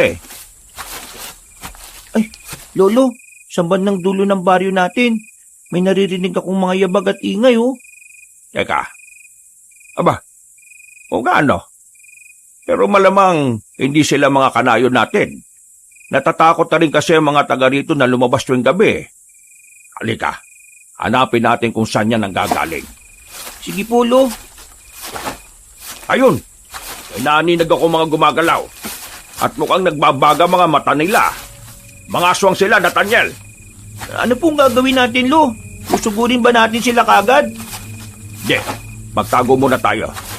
Maghintay tayo ng tamang pagkakataon. Pakinggan na lang muna natin kung anong usapan nila. Tara! Hindi na ako nakapagsalita na makarinig kami ng mga yabag na papalapit sa amin. Agad kaming nagtago ni Lolo hanggang sa tuluyan ng makalapit ang mga aswang sa pwesto namin. Sininyasan ako ni Lolo na tumahimik na muna at nang mapakinggan namin ang kwentuhan ng mga nilalang. Kailangan nating mahanap ang bungo at ang punyal. Kinakailangan mabuhay ulit ang ninuno kong sinaunang aswang. Kung kinakailangan patayin ang lahat ng mga taga-baryong ito, gawin ninyo! Paano po kung umadlang sa atin yung matandang yon? Akala mo kasi, kung sido Nagkataon lang na naisaan niya ako kaya kinawawa niya ako. Pero gaganti ako sa kanya. Saka mo na isipin ang pag-iganti. Unahin natin ang bungo at ang punyal. Huwag niyong hayaan na makuha ng iba yon. Baka yun pa ang maging katapusan nating lahat. Bakit po naman ninyo nasabi yung pinuno? Ang punyal na yon ang ginamit ng isang manunugis para pumatay ng aswang. At dahil minalas ang isa kong ninuno, nagawa rin siyang patayin at pugutan ng ulo. Mautak din kasi ang manunugis na yon. Bakit naman po? Hindi kasi niya kinuha ang punyal. Kaya walang nangahas na kunin ang ulo saka ibalik sa katawan nun. Mga duwag kasi. Pero ngayong ako na ang namumuno. Kinakailangan mabuhay ulit ang aswang na yon. Siya ang pag-asa natin para maging makapangyarihan tayo. At kung ganun po, kailangan mahanap natin sa madaling panahon ng bungo at gintong punyal na yon. Tama ka. Kaya sige na. Samahan mo ang iba nating kauri. Halugugin niyo ulit ang nayon at patayin ang mga manlalaban sa inyo. Nang makalis na ang alalay ng pinunong aswang, naiwan naman yun na kasama ang dalawa pa niyang alagad. Nakatitigan na lang kami ni Lolo at tinintay kung anong susunod na mangyayari. Ilang sandali pa, lumayo na rin ang pinunong aswang at ang dalawang alagad niya. Habang naglalakad sila, nagpasya si Lolo na lumabas sa pinagtataguan namin. Minabuti na rin niyang sundan siya kahit pa hindi ko alam kung ano ang susunod niyang gagawin. Nathaniel, mas mabuti siguro kung kukunin mo yung gintong punyal sa aparador ko. Mukhang kakailanganin na natin yun ngayon. Iba ka po kung madakip po nila ako at kunin nila yung punyal sa akin. Hindi mangyayari yan. Basta, maging maingat ka lang. Malaki ang tiwala ko sa iyo, Nathaniel. Alam ko na hindi mo ako bibiguin. Sige po, Lo. Tatakbo na lang po ako pauwi at pabalik dito. Lo, ano pong gagawin nyo? Aharapin ko ang pinunong Hilario na yan. Pagbabayaran niya ang pagpatay sa asawa ni Tia Carmelita mo. Pati na ang pagsira nila sa pananim nating bawang. Sige po. Mag-iingat po kayo, Lo, ha? Mga aswang po sila eh. Sige lang. Kaya ko sila. Basta bumalik ka kagad. Kailangan kong punyal para matuluyan ng mga aswang na nanggugulo rito sa atin. Sige na. Kunin mo na yon. Opo, Lolo Pael. Nang mga sandaling yon, humakbang na si Lolo para lapitan sina Pinunong Hilario. Sa halip na tumakbo pa uwi, minabuti ko munang alamin kung ano-ano ang pag-uusapan nila. Nakita kong napaharap din ang mga aswang sa kanya, kaya napahawak si Lolo Pael ng maigpit sa kanyang itak. Bagya pa akong lumapit sa kanila para mas maulinigan ko ang usapan nila. Binalaan ko na kayong huwag nang bumalik dito, hindi ba? Pero bumalik pa rin kayo. Hindi mo kami kayang pigilan, tanda. Kaya kung nakita mo ng bungong yon, at kung ikaw ang nagtatago nun, ibigay mo na sa akin. Wala akong alam sa hinahanap mo. Kung ako sa'yo, umalis ka na rito. Wala sa baryong ito ang bungong may nakatarak na punyal na ginto. Huwag ka na magkaila pa. Alam kong nandito yon. Nararamdaman ko ang enerhiya nun nang ipahukay ko sa mga alagad kong taniman mo ng bawang. Baka nakakamali ka lang. Wala kaming natagpuang ganon nung naglilinis pa lang kami. Sa ngayon, malamang na pinapatay na ni na Arturo ang mga kanayon mo. Yan ang napapala ng mga matitigas ang ulo. Akala mo ba'y nagbibiro ko nang nagbanta ko sa'yo? Ha! Nagkakamali ka! Hayop ka! Demonyo! Huwag ka lang magkakamaling saktan ng mga kanayon ko hindi mo alam kung anong kaya kong gawin. Kung ganon, ipaalam mo sa amin. Ngayon mismo! Mga kasama, sukatin niyo ang kakayahan ng matandang yan! Napalunok ako ng laway nang makita kong sumugod ang dalawang aswang kay Lolo. Napatulala na lang ako nang masaksihan ko ang kakaibang liksi ni Lolo habang nakikipaglaban sa dalawang nilalang. Noon din, naisip kong umuwi na muna para makabalik agad ako sa kinaroroonan nila Lolo. Nang makuha ko na ang punyal, agad akong bumaba sa bahay. Nang medyo nakalayo na ako sa bahay namin, naharangan ako ng alalay ng pinuno ng mga aswang. Agad ko namang itinago ang punyal at siniguro na hindi nila makikita yon. Hoy bata, anong ginagawa mo rito sa labas? Wala po, may hinahanap lang po ako. Kami rin, may hinahanap. Alam mo ba kung saan matatagpuan yung gintong punyal? Teka, pagramdam kong kakaiba mong enerhiya. Ano pong ibig niyong sabihin? Nasa iyo ang punyal. Ibigay mo sa akin yan at hayaan ka namin mabuhay. Yan lang naman ang kailangan namin eh. Teka, sandali. Hindi ba't ikaw yung kasama ng matandang nakalaban ko? Opo, ako nga po. Sige, lumapit kayo. Tingnan na lang natin kung anong magagawa nyo kapag nakalapit dito si Lolo. Bata ka lang. At kung wala ang lolo mo, mahina ka rin. Ibigay mo na lang sa akin ang punyal at ang hindi ka na masaktan pa. Wala akong ibibigay sa inyo. Bakit ba parang sigurado kayo na nasa amin ang hinahanap ninyo? Teka, bakit ang punyal lang ang hinahanap mo? Bakit hindi mo hinahanap yung bungo sa akin? Wala ka na ron. Alam ko na nasa iyo ngayon yung punyal. Ibigay mo na bago ka pa masaktan, bata. Kung punyal lang ang hinahanap nyo sa akin, malamang o. Alam mo kung sino kumuha ng bungo. Napakarami mong satsat. Amin na yung punyal. Kung talagang nasa akin ang hinahanap mo, hindi ko ibibigay sa inyo to. Sige mga kasama. Paligiran at dakpin ang batang yan. Kukunin natin ang pwersahan ng punyal sa kanya. Dali! Noon din, tumakbo ko ng mabilis. Hindi ko na nagawa pang mapalingon dahil sa takot ko na baka maabutan nila ako. Nang medyo malapit na ako sa kinaroroonan ni na Lolo, nakarinig ako ng mga sigawan. Alam kong si Lolo yon at ang pinuno ng mga aswang. Kaya lalo ko pang binilisan ang pagtakbo. Nang makalapit ako ron, nasaksihan ko kung paano patay ni Lolo ang dalawang aswang. Napaangil naman si Pinunong Hilario at agad na sumugod kay Lolo Pael. Nagpambuno sila sa isa't isa at habang nasa ganong sitwasyon, hindi nila napigilang magbangayan. Alam kong nasa iyo ang bungong may nakatarak na gintong punyal. Huwag ka nang magkaila pa. Anong pinagsasasabi mo? Wala nga talaga akong alam sa sinasabi mo. At kung ako man ang nagtago doon, para sa adaman, hindi ko naman yung mapapakinabagan. Matagal ko na kayo pinamamatyagan ng apo mo kay Arturo. At siya mismo ang nagsabi sa akin na nasa inyo yon. Nakita nyo noong naglilinis kayo ng taniman ng bawang. Kung gayon siya pala ang taong nakita ko sa malayo na nakatanaw sa amin. Oh, pwede namin mo rin na nasa inyo yung bungo at punyal na hinahanap namin. Pinahirapan mo pa kami pati ang mga kanayon mo. Ibigay mo na sa amin yon para matapos ng lahat ng ito. Anong bungo at gintong punyal na sinasabi mo? Sige, aminin ko. Nakuha namin yon. Pero sa kasamang palad may nagnakaw ng bungo. Nakarinig kami ng kaluskaw sa silong ng bahay at nang tingnan namin nawala na yung bungo. Sinungaling! Sino naman ang magkaka-interest doon? Kapag hindi mo ibinigay sa akin ang hinihingi ko, papatayin ko ang apo mo. Talagang ang napaka-desperado mo na. Bakit?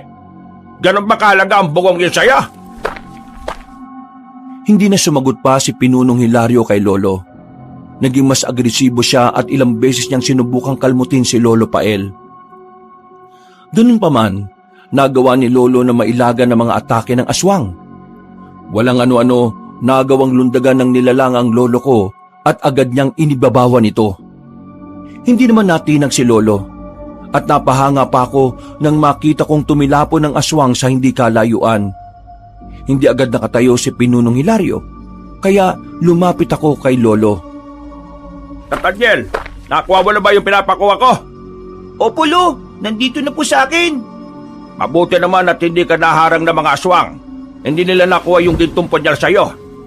Muti ka na nga po, Lo Hinarang po ako ng mga aswang at kasama pa nila yung alalay ni Pinunong Hilario na si Arturo. Anong sabi mo sa kanila? Hindi po ko umamin na nasa akin yung punyal. Nang paliligiran na sana nila ako. Ayun, tumakbo ko kagad nang mabilis papunta rito. Akalain mo po, ang punyal lang ang hinahanap niya sa akin. Parang baliwala rin sa kanya yung bungo, Lolo. Nabanggit din ng pinuno nila ang patungkol sa paninigtik sa atin ni Arturo. Malakas ang kutob ko na may kinalaman ng aswang na yun sa pagkawala ng bungong hinahanap nila. Yan din nga po ang kutob ko, Lolo Parang may kinalaman nga talaga siya. Teka po, papunta na rin sila rito. Natigilan kaming dalawa ni Lolo nang makita naming nakarating na nga sina Arturo sa aming kinaroroonan. Tumayo silang lahat sa tabi ng pinuno nila na nooy katatayo pa lang. Naibaling nila ang paningin sa amin, kaya naganda kami ni Lolo para sa kung anumang gagawin nila. Walang ano-ano, ibinaling ni Pinunong Hilario ang pansin niya sa kanyang alalay. Nasaan ang mga pinahahanap ko? Nagawa ba ninyong halugugin ang bombaryo? Ang mga natitirang tao rito, nausisa na ba ninyo? Opo, Pinonong Hilario. Ang ibang nanlaban, pinatay na rin namin. Ang batang yan talagang may saigat eh. Tumakbo siya papunta rito. Hawak po niya yung gintong punyal. Iyang bungo, nasa na? Akala ko ba'y nasa kanila? Nasa kanila nga po. Pero talaga napakatigas nila eh. Itinago nila ng gusto yung bungo pero ginawa nila yung punyal. Gusto yata nilang pakinabangan yan eh. Huwag kang magsinungaling sa akin, Arturo. Wala sa kanila ang bungo. Ikaw lang ang nakakaalam patungkol doon. Ano ba talaga ang pakay mo, ha? Ano pong ibig niyong sabihin, Pinuno? Pinagbibintangan po ba ninyo ako? Hindi ko po kayo kayang traidorin. Nasa kanila po talaga yung bungo. Sinungaling! Wala sa amin ang bungo. At nang gabing may kumaluskos sa ilalim ng bahay namin, alam kong ikaw yon. Walang ibang nakakalam patungkol sa bagay na yun eh. Kung hindi kami lang ng apo ko, at ikaw lang. Oh, ano ngayon? Sumagot ka, Arturo! Matagal na ako nag-iinala sa pagtatraidor mo sa akin eh. Ngayon, napatunayan ko na. Mga alagad! Patayin niyo siya at gutay-gutayin ang mga laman! Teka po! Wala po akong ginagawang masama sa inyo. Hindi po ako nag-traidor. Wala akong kinalaman sa sinasabi ninyo. Napako ang paningin namin ni Lolo sa kanila. Nagtaka pa ako noon kung bakit hindi man lang gumagalaw ang ibang mga aswang. Napatitig ako kay Pinunong Hilario at nakita ko ang gulat at pangamba sa kanyang muka.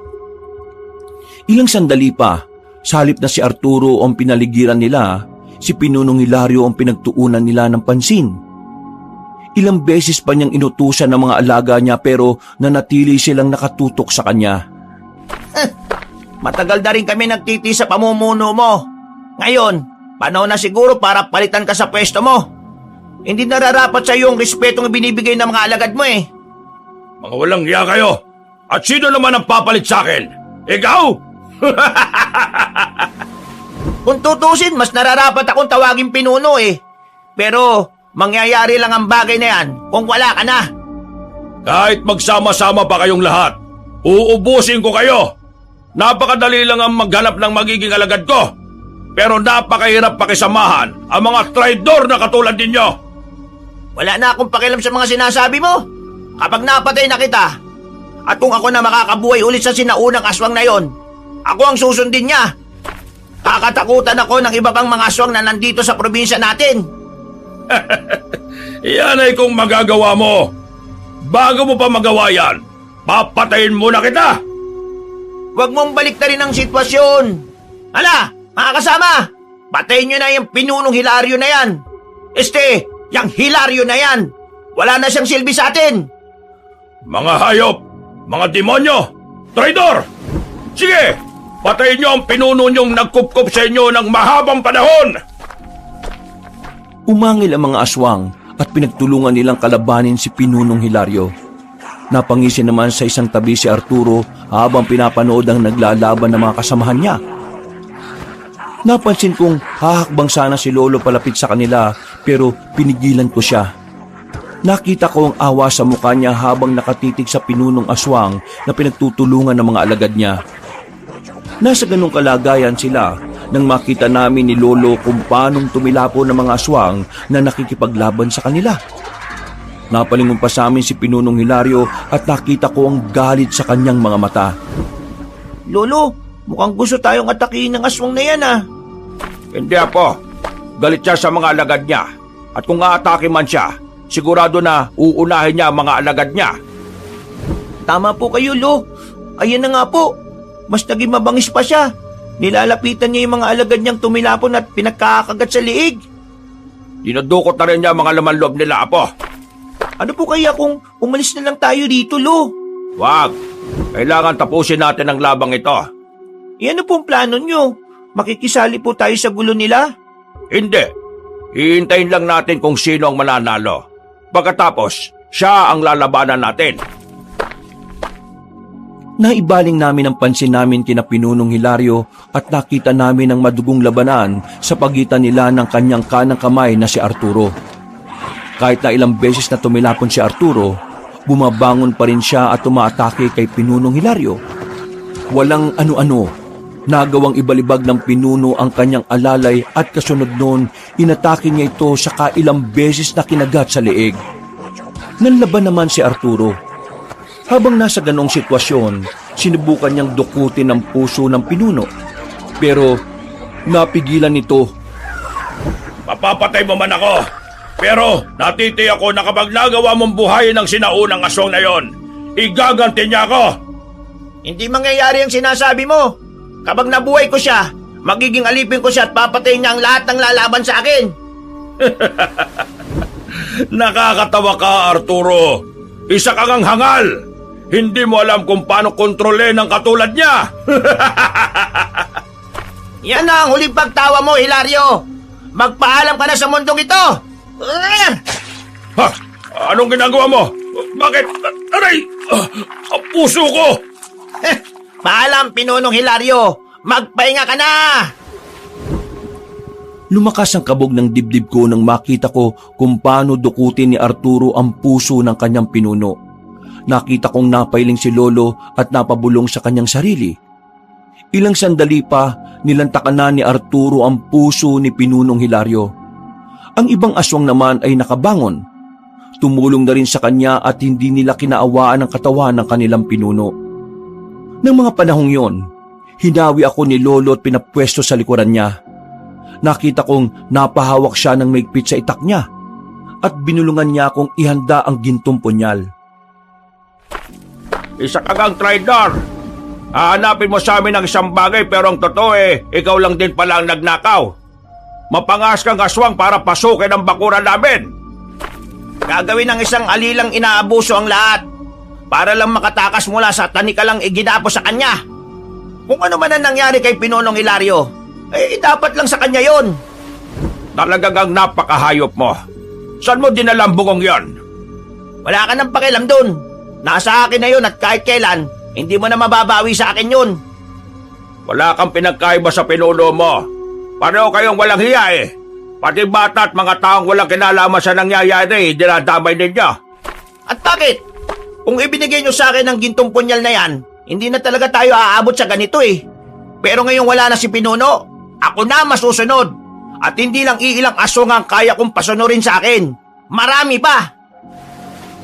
Magpakasaya ka na ngayon. Kung gaano mo kabilis nakuha ang pagiging pinuno, ganon din kabilis yan nababawin sa'yo. At sino ang babawi? Ikaw? Napailing si Lolo.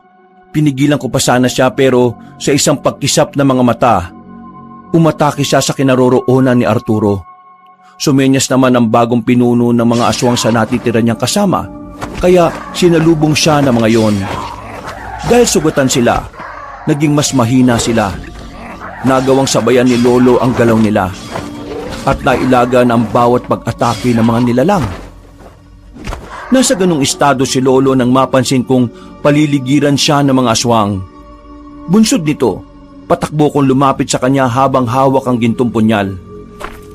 Sinasabi ko na nga, Abi! Mga alagad, unahin ang bata! Kunin ang gintong punyal sa kanya! Apo, tumigit ka sa akin.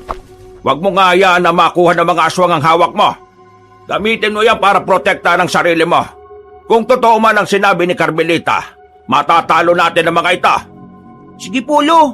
Hindi na rin po ako matatakot sa kanila. Lalaban din po ako kagaya ninyo. Ala! Bilisan nyo, mga alagad! Kunin na ninyo sa bata ang gintong punyal! Dali! Sige, lumapit kayo at nang malaman natin kung hanggang saan ang natitira niyong lakas. Napangisi ang mga aswang at ang kada nilalang na sumusubok na lumapit sa akin ay tinataga ni Lolo. Dahil maliksi pa rin kahit papaano ang galaw nila, nagiging daplis lang ang sugat ng mga aswang. Sa tuwing may aswang na nasusugatan si Lolo, sinasaksak ko gamit ang punyal. Nandilat pa ang mga mata ko nang unang beses kong makita kung papaano nasunog ang balat ng aswang. Dahil sa ginagawa ko, mas naging agresibo sila. Ganun pa man, Hindi ako pinabayaan ni Lolo hanggang sa napatay na namin ang mga aswang na sumusubok na agawin ng punyal mula sa akin. Kahit na ilang aswang pa ang iharap mo sa akin, hindi ko sila aatrasan. Hindi ko papayagan ng mga katulad mo na saktan ang apo ko. Magkakamatayan muna tayo. Maswerte ka lang at may sugat ang alagad ko. Hindi ako maswerte. Ikaw ang talagang minalas dahil sa pagtraidor mo sa pinuno mo. Hala, apo! Itarak mo sa dibdib ng mga aswang na nakahandusay ang gintong punyal na yan. Sige po, Lo. Ako na pong bahala. Tingnan natin kung mabubuhay pa ulit sila. Isa-isa kong nilapitan ng mga aswang at ginawa ang ipinag-uutos sa akin ni Lolo. Nung una, medyo ayaw ko pang gawin yon, pero nang maisip ko ang kaligtasan namin ni Lolo, hindi na ako nagdalawang isip na saksakin sila sa dibdib. Habang abala ko sa ginagawa ko, narinig ko ang ahangil ng aswang. Ibinaling ko ang pansin ko kay Lolo at nakita kong naglalaban na silang dalawa. Napansin kong mas mabilis kong kumilos si Arturo, kaya nabahala ko para sa kaligtasan ni Lolo Pael. Kahit pa na hindi mo isasauli ang bungo ng sinaunang aswang, hindi mo naman yun mapapakinabangan eh. Kagaya niya, itatarok ko rin mamaya ang gintong punyal sa ulo mo. Kailangang hindi pa marisan ng kagaya mong traidor. Anong hindi? Kapag napatay ko kayo mga sagapal sa akin, magagawa ko siyang buhayin. Nakapagtanong na ako patungkol sa prosesong gagawin ko. At yun na lang ang kinakailangan kong gawin. Napatawa na si Lolo dahil sa winika ni Arturo. Nainis naman ang aswang dahil sa ginawa ni Lolo. At nakita kong mas naging agresibo siya. Ilang beses pa niyang kinalmot si Lolo. Pero namangha ako nang mapansing hindi malang nasugatan si Lolo. Nang mapansin ni Arturo na walang sugat si Lolo Pael, umangil siya at napatras ng ilang hakbang. Sa isang pagkisap ng mga mata ko, nakita kong nagpalit siya ng anyo sa isang malaking aso. Walang ano-ano, sumugod siya kay Lolo. Nagpambuno na naman sila sa isa't isa, kaya nagpasya kong tulungan siya. Nathaniel, lumayo ka! Baka kung ano pang gawin sa'yo ng aswang na ito. Hindi po ako natatakot sa kanya, Lo. Tama po kayo. Silang mga aswang ang dapat na matakot sa atin. Uy, sige na po. Hayaan mo kung tapusin na ito mag-isa. Pero baka po kung ano ang... Huwag kang makialam dito, bata! Kung ayaw mong ikaw ang unahin ko! Talagang kang isa kang aswang. Anyong aso ka na nga, nagsasalita ka pa. Subukan mo lumang tumahol para hindi ka halata. Sige, subukan mong sumugod sa akin. Akala mo ba natatakot ako? Hindi na. Nagawa ko na nga saksakin yung iba mong kasamaan eh. At gagawin ko rin yan sa'yo kung hindi mo titigilan ng lolo ko. Ang tigas talaga ng ulo mo ha. Umanda ka sa akin.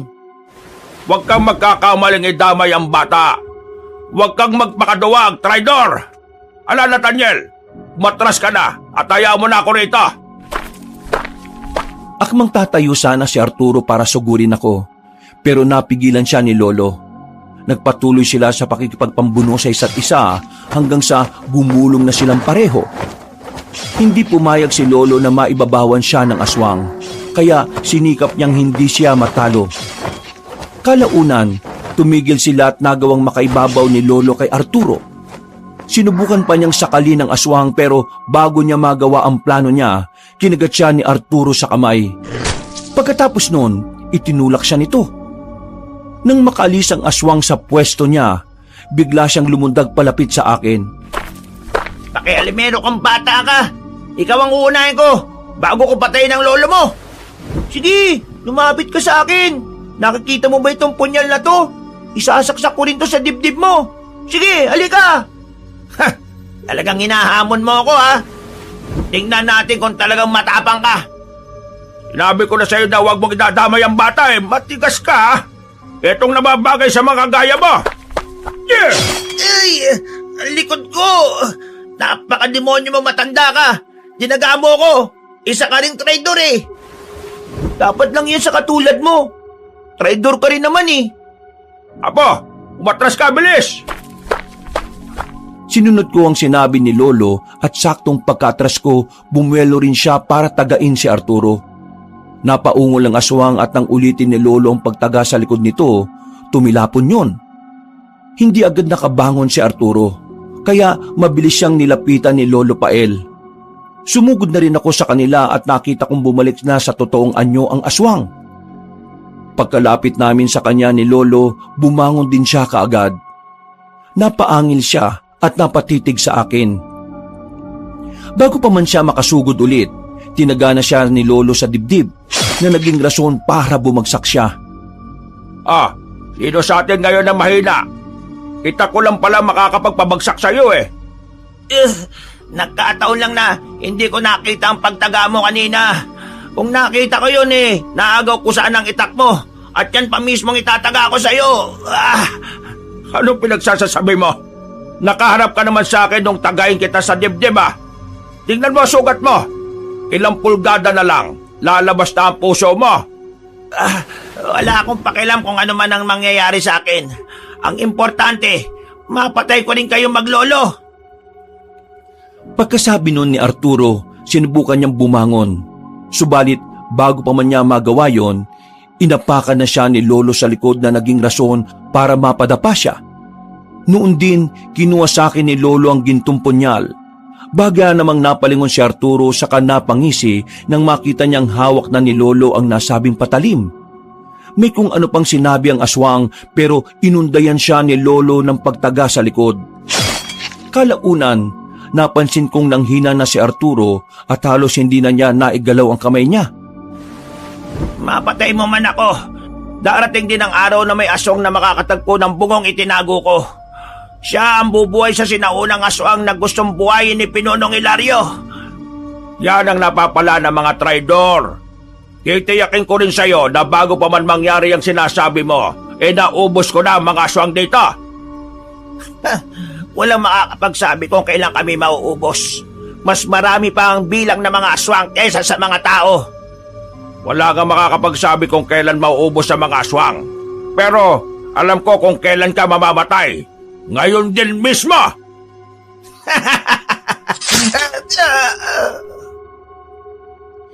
Hindi na hinintay pa ni Lolo na makapagsalita ang alalay ni Pinunong Hilario. Noon din, itinarak niya sa likod ng aswang ang gintong punyal. Dahil katapat yun ng puso ni Arturo, napaungol ang aswang at nandilat ang mga mata niya. Hindi pa nakontento si Lolo. Ipinit pa niya ang punyal hanggang sa bumulwak na ang dugo ng aswang. Nang masiguro ni Lolo na malalagutan na ng hininga si Arturo, hinugot niya ang punyal at buong lakas na itinarak sa ulo ng aswang. Lumapit pa ako ng gusto kay Arturo at doon ko nakumpirma na wala na siyang buhay. Yan ang dapat sa mga aswang na katulad nila, ang mamatay. Lo, iiwanan lang ba natin ang mga katawan nila rito? Hindi, Apo. Susunogin natin ang lahat ng mga aswang dito. Pero katulad ng natagpuan natin, pupugutan din natin ang ulo si Arturo at ayaang nakatarak ang punyal sa bungo niya. Bakit naman po, Lo? Siya ang magiging simbolo ng pagtraidor ng mga aswang sa kapwa niya. Siya ang magiging paalala na walang mabuting maidudulot ang pagtatraidor sa kapwa. Sige po, Lo. Tutulungan ko na lang po kayo para mabilis nating mailigpit ang mga katawan nila. Mas mabuti pa nga. Pagod na rin naman ako Gusto ko na magpahinga. Ako rin po, Lo. Saka nagugutom na rin ako. Dahil alam namin na wala ring ganong tao sa baryo, walang iba na makakaalam sa gagawin namin. Inipon namin sa bandang dulo ng nayo ng mga bangkay ng aswang at sinunog. Samantala, si Arturo naman, pinugutan ni Lolo at inilibing din sa taniman ng bawang ang kanyang ulo. Dahil hindi namin alam kung saan matatagpuan ang bungo ng sinaunang aswang, hinayaan na lang namin yun ni Lolo. Hinintay namin na matupok ang mga nilalang bago umuwi sa aming bahay. Dulot ng pagod namin, nakatulog kami ni Lolo at hindi na inisip ang patungkol sa nangyari. Kinabukasan, Nathaniel, halika. Samahan mo ako at pupunta tayo sa Tia Carmelita mo. Ano pong gagawin natin dun, Lo? Ibabalita natin sa kanya ang nangyari. Kailangang may pagbigay alam din natin ang patungkol sa gintong punyal. Sige po, Lo. Sasama po ako sa inyo. Ay teka, bago pala tayo pumunta ron puntahan muna natin at alamin ang sitwasyon ng ibang kanayon natin dito. Sige po, Lo. Para may balita rin natin sa kanilang nangyari at malaman din nilang ligtas na tayong lahat dito. Tama ka riyan, Apo. Sige na, magbihis ka na ron at aalis na tayo. Nang makapagbihis na ako, umalis na kami ni Lolo. Napansin ko pang nanghihina siya dahil sa nagdaang laban kontra sa mga aswang. Inisa-isa namin ang mga kanayon namin na buhay pa at ibinalita ang nangyari. Nakiusap na rin si Lolo sa kanila na ibalita sa iba pang kabaryo naming lumikas upang makabalik na sila sa aming nayon. Matapos yun, tumungo na kami sa bahay ni Tia Carmelita. Ibinalita namin sa kanya ang nangyari, kaya ganun na lang ang tuwa niya. Yan po ang nararapat sa mga katulad nila. Kahit papano, nagkaroon din ng hustisya ang pagkamatay ng asawa ko. Ngayon, pwede ko na siyang maipalibing. Ay siya nga pala, Carmelita. Tama nga ang sinabi mo patungkol sa gintong punyal. Nagawa kong patayin ang mga aswang gamit nun. Nasaan po bang gintong punyal na yon? Ayun, itinara ko rin sa ulo ng aswang na nagtraidor sa pinuno nila. Siya ang magiging ehemplo sa iba pang kauri nila. Baka naman po kung makuha ng ibang aswang ang punyal na yon. O kung hindi man mga itimang engkanto. Hindi nila magagawa yan. Inilibing ko sa taniman ng bawang ang pugot na ulo ng aswang na yun Doon, makakatsak ako na walang aswang na lalapit doon. Isa pa, madalas din naman naming binibisita ang taniman Mabuti naman at naisip mo yan, Tiyo Pael. Sigurado na matatakot ang mga aswang na lumapit doon. Ang bungo, nalaman po ba ninyo kung nasaan? Hindi. Hindi rin kasi nabanggit ng aswang na nagnakaw nun. Kung nabanggit lang sana niya sa amin, makukuha ko pa yun at masisiguro na hindi na mabubuhay ulit ang may-ari nun. Yan ang inakala nila. Nalaman ko mula sa lumang tala-arawan ng tatay na hindi na mabubuhay pa ang aswang na yon dahil may ipinasubong dasal daw si Lolo sa aswang. Ay kung ganun pareho palang nabudol si na Pinonong Hilario at Arturo. Matapos ang ilang oras na pag-uusap, nagpaalam na kaming uuwi na. Nagpasalamat na lang kami kay Tia Carmelita dahil binigyan niya kami ng pera para panggastos. Hinabilinan lamang niya kaming alagaan ng mga bawang at kung may maani kami, sa amin na lang daw yon. Ganun na lang ang tuwa namin ni Lolo at nangako siyang tuluyang pag-aaral ko sa susunod na taon. Nang makauwi na kami sa bahay, nalaman namin na unti-unti na rin bumabalik ang mga kanayon naming lumikas. Inilibing na rin nila ang mga napatay ng aswang ng gabing umatake ang mga yon. Mabuti na lang talaga at nakita natin sa taniman ng bawang ang punyal na yon. Kung hindi, baka naubos na tayo ng mga aswang. Oo nga po, pero naisip ko lang din po, paano kaya kung hindi po natin nakuha yung bungong may nakatarak na punyal? Pupunta ba dito mga aswang? Sigurado yan na po. Minamatyaga na pala tayo ng Arturo na yun Ay, sa bagay po. Saka kung hindi man po sila sumugod sa atin, malamang sa mga susunod na buwan o taon, siguradong guguluhin nila tayo. Tama ka po. Hindi kasi natin nalaman kung saan sila nagkukuta Sana kung nalaman natin, magagawa kong wasakin yon. Oo nga po, Lo. Ay hindi bale. Ang importante sa ngayon, wala nang manggugulo sa atin dito. Tahimik na ang baryo natin at wala na mga aswang. Teka, hindi pa pala tayo dapat magsalita ng tapos. Kailangan pa rin natin maging alerto. Dahil sa nangyari, hindi kami nakampante ng ilang gabi. Ilang beses din kaming nagising ni Lolo para magmatsyag sa paligid. Isang beses, naisipan naming bisitahin ang taniman ng bawang.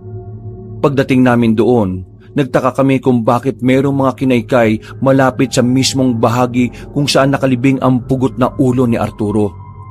May nakita pa kaming bakas ng dugo sa lupa, kaya naisip namin na baka may aswang na gustong magnakaw sa punyal at sa ulo ng traidor na aswang. Sinusubukan talaga nila tayo Tignan natin mamayang gabi. Nathaniel, mamaya, samahan mo akong magbantay rito Uhulihin natin sa akto ang sino mang nagtangka na nakawin ang nakalibing dito. Sige po, Lo. Sasamahan po kita. Salamat, Apo. Tama nga ang desisyon ko na isama kita sa labang ito. Kung ako lang ang mag-isang humarap sa mga aswang, nalagay na siguro ako sa alanganin. Sa totoo nga po, Lolo, wala naman talaga akong naitulong sa inyo eh. Kayo pa nga pong tumulong sa akin. Ay, nako. Kung malaman ko lang na aswang din ang gustong magnakaw ng pugot na ulo at ng gintong punyal na nandyan, ibibilad ko talaga siya sa araw para magtanda. Paano naman po kung hindi pala aswang? Baka aso lang po yun na nakaamoy ng malansa. Hindi ako naniniwalang asong may gawa ng mga bakas na yan. Kung hayop ang may gawa niyan, bakit sinadya niyang iwasan ang bahagi kung saan may nakatanim na bawang? Ewan ko nga po, Lo. Mamaya, malalaman din natin kung ano ang nakikialam sa inilibing natin dito. Nang masiguro na namin na maayos naman ang kalagayan ng mga tanim naming bawang, umuwi na kami ni Lolo. Kinagabihan, nagmatsyag kami sa paligid. Ilang beses pa kaming bumalik sa taniman ng bawang. Ngunit bigo kaming masaksihan kung anong nilalang ang nagbabalak na kumuha ng nakalabing doon. Isang gabi, nakarinig kami ni Lolo ng atungal ng aso na malapit sa taniman namin. Lo, mukhang ito. Matitsyempoan na po natin ang nilalang na yun. Oo, Apo. Halika. Bumaba tayo at pumunta sa taniman ng bawang. Huwag na lang tayo magdala ng gasera. Baka makita kagad tayo eh. Sige po, maliwanag naman po ang buwan eh. Hindi rin naman po tayo madadapan yan, Lo. Tayo na. Baka magtagumpay pa siya sa pagnanakaw ng punyal at sa ulo ni Arturo. Malakas ang kutob kong may paggagamitan din siya ron. O kung hindi man baka iniisip niyang bungo pa rin ang sinaunang aswang ang nakalibing doon. Sige po, Lo. Nakasunod po ako sa inyo. Basta maging alerto ka lang, Apo, ha? Kung malalagay ako sa alanganin, tumakbo ka na lang pauwi at saran mo ng maigi ang pinto at mga bintana. Opo, Lo. Maingat kaming naglakad papunta sa taniman ng bawang. Nang naroon na kami, nagulat kami ni Lolo nang may makita kaming nilalang na nagbabaga mga mata. Dahil sa kakaibang amoy niya, nalaman kagad namin na isa siyang aswang. Nang ilang dipa na lang ang layo namin sa kanya, bigla siyang umarap sa amin ni Lolo. Nakita kong mabalasik siyang nakatitig sa amin. Kaya naghanda kami. Ako, manatili ka lang sa pwesto mo. Haharapin ko ang aswang na yan. Mag-ingat po kayo, Lo. Huwag kayo magpapatalo sa kanya, ha? Ako ang bahala. Sige na. Sige po, Lo. Oy, aswang! Anong pakay mo dito sa taniman namin? Gusto mo bang ilibing ka namin dito ng buhay? Lo, mukhang ayaw sumagot sa inyo, ha? Teka, hinukay na po niya yung pinaglibingan ng ulo ni Arturo at ng gintong punyal. Pakialamero ka talagang aswang ka. Kung ayaw mong sumagot, patataymikin na lang kita habang buhay. Napaangil ang aswang habang nakatitig ng mabalasik kay Lolo. Walang ano-ano, umatake siya at sinubukan niyang sagpangin si Lolo Pael. Nakita naman ni Lolo at nabasa ang galaw ng aswang, kaya nagawa niyang ilagan yon. Susugod pa sana ulit ang nilalang, pero nang makahakbang siya, sinalubong agad siya ni Lolo ng pagtaga. Nasugatan sa lieg ang nilalang at napaungol. Binanggit pa niya ang pangalan ni Arturo, kaya napagtanto naming konektado siya sa traidor na aswang. Sasakalin pa sana nito si Lolo, pero hindi na niya nagawa nang muli siyang nasugatan sa lieg. Yan ang dapat sa mga aswang na kagaya mo. Hindi dapat kayo binibigyan ng pagkakataon na mabuhay eh. Mga salot kayo sa lipunan. Lo, mukhang gumagalaw pa po, oh. Hindi rin magtatagal yan. Kapag namatay siya, ililibing ko siya sa tabi ng ulo ni Arturo. Magiging pataba siya sa taniman ng bawang natin. Teka po. Bakit po kaya nakakapunta pa rin sila dito kahit na may mga bawang na? Dati po si Arturo. Ngayon naman, ang aswang na yan. O nga no. Hindi ko alam, Apo eh. Pero malakas ang kutob ko na may sikreto sila para hindi masunog ng bawang. Pero hindi na importante ang bagay na yan. Sa ngayon, ang mahalaga magiging payapa na ang buhay natin. Sa bagay po, may punto rin po kayo, Lo. O ayan, nalugutan na rin siya ng hininga. Ay teka, nasa na ba yung pala natin sa kabareta? dito ko na rin ililibing ang bangkay na ito. Nathaniel, pakikuha mo nga sa lilim ng puno mga yon, no? Sige po, Lo. Sandali lang po't kukunin ko po muna. Pakabilisan mo lang para makauwi na tayo. Sisiguraduhin ko na rin na hindi madaling mahukay ang pinaglibingan sa ulo ng traidor na aswang na ito. O, Lo, eto na po yung pinapakuha nyo, oh. Akin na. Gagawin kong mababaw lang ang libigan nito para mas madaling masipsip ng lupa ang sustansya mula sa bangkay niya. Tutulungan ko na po kayo, Lo. O siya, sige. Mas mabuti pa nga para mabilis ng paghukay ko. Nang hanggang bewang na ni Lolo ang nagawa naming hukay, inilibing na namin doon ang bangkay ng aswang. Isinama na rin namin doon ang ulo ni Arturo, saka ang gintong punyal. Pagkatapos noon, nagpasya na kaming umuwi ni Lolo. Pagdating namin sa bahay, napag-usapan pa namin kung ano ang posibleng koneksyon ng aswang na yon kay Arturo. Makaraan ng halos kalahating oras na pagkukwentuhan, nagkasundo kaming matulog na muna. Dahil wala namang kaming ganong gagawin kinabukasan, tinanghali na ako ng gising. Nalaman ko na lang na nasa bahay pala si Tia Carmelita nang marinig ko ang boses niya. Aalis na po ako papuntang Amerika, Tio Pael. Gusto ko sanang doon na kayo tumira sa bahay ko. Malapit sa pampublikong paaralan yon. Iiwan ko na rin sa inyo ang negosyo kong baboyan. Kayo na lang po ni Nathaniel ang bahalang magpalago nun. Teka, bakit naman biglaan ang pagdedesisyon mo, Carmelita? Kasi po, kung dito lang din ako, maalala ko lang ang asawa ko. Pupunta na lang ako sa Amerika, sa nakakatanda kong kapatid. Doon, sigurado ko na makakalimutan ko siya. Kung talagang yan ang pasya mo, ikaw ang bahala. Basta, mag-iingat ka ron, ha? Opo, kayo rin po dito, ha? Sana kung maisipan kong bumalik dito sa susunod parang magbakasyon makikita kong maganda na ang buhay ninyo. May baul din akong iiwan sa inyo. May mga pera ron. Kayo na po ang bahala. Basta, pag-aralin nyo ang bata. Kawawa naman Ay, oo naman. Kung ano ba nang iiwan mo sa amin, hindi namin sasayangin yan. Hindi namin wawaldasin. Huwag ka mag-alala, Carmelita. Aalagaan namin at mas pauunlarin ang kung anumang ipagkakatiwala mo sa amin. Ay, isa pa po pala, Tio Pael. Ang lupang ito na kinatitirikan ng bahay ninyo, pati ang taniman ng bawang, pinroseso ko na po mga papeles para mailipat sa inyo ang titulo. Ay, Diyos ko naman, Carmelita. Sobra-sobra na yata ito, ha. Kontento naman kami sa kung anong meron kami. Kung tutuusin, kulang pa nga po yan. Nagawa niyong ipagiganti ang asawa ko. Kung hindi dahil sa inyo, marami pa silang mabibiktima. Basta, maraming salamat talaga, Carmelita. Sobrang bait mo sa amin ni Nathaniel. Hindi ko alam kung paano ako makakapagpasalamat sa iyo. Lumakas ang kabog sa dibdib ko. Nakaramdam ako ng lungkot dahil aalis na si Tia Carmelita, ang tanging kamag-anak namin na naawa sa amin ni Lolo. Ganun pa man, natuwa ako dahil sa mga iniwan niya sa amin. Noon din, lumabas ako at lumapit sa kanila. Napangiti kagad sa akin si Tia Carmelita saka napasapo sa ulo ko. Aalagaan mo ang lolo mo, ha? Huwag mo siyang iiwan, Nathaniel. Opo, Tia Carmelita. Pangako po, hindi ko po siya iiwan. Kapag dumating na ang pasukan, mag-aaral kang mabuti, ha? Huwag kang tumulad sa ibang bata dyan na sinasayang lang ang oportunidad na ibinibigay sa kanila. Opo, Tia. Hindi ko po sasayangin ang ibinigay ninyong pagkakataon.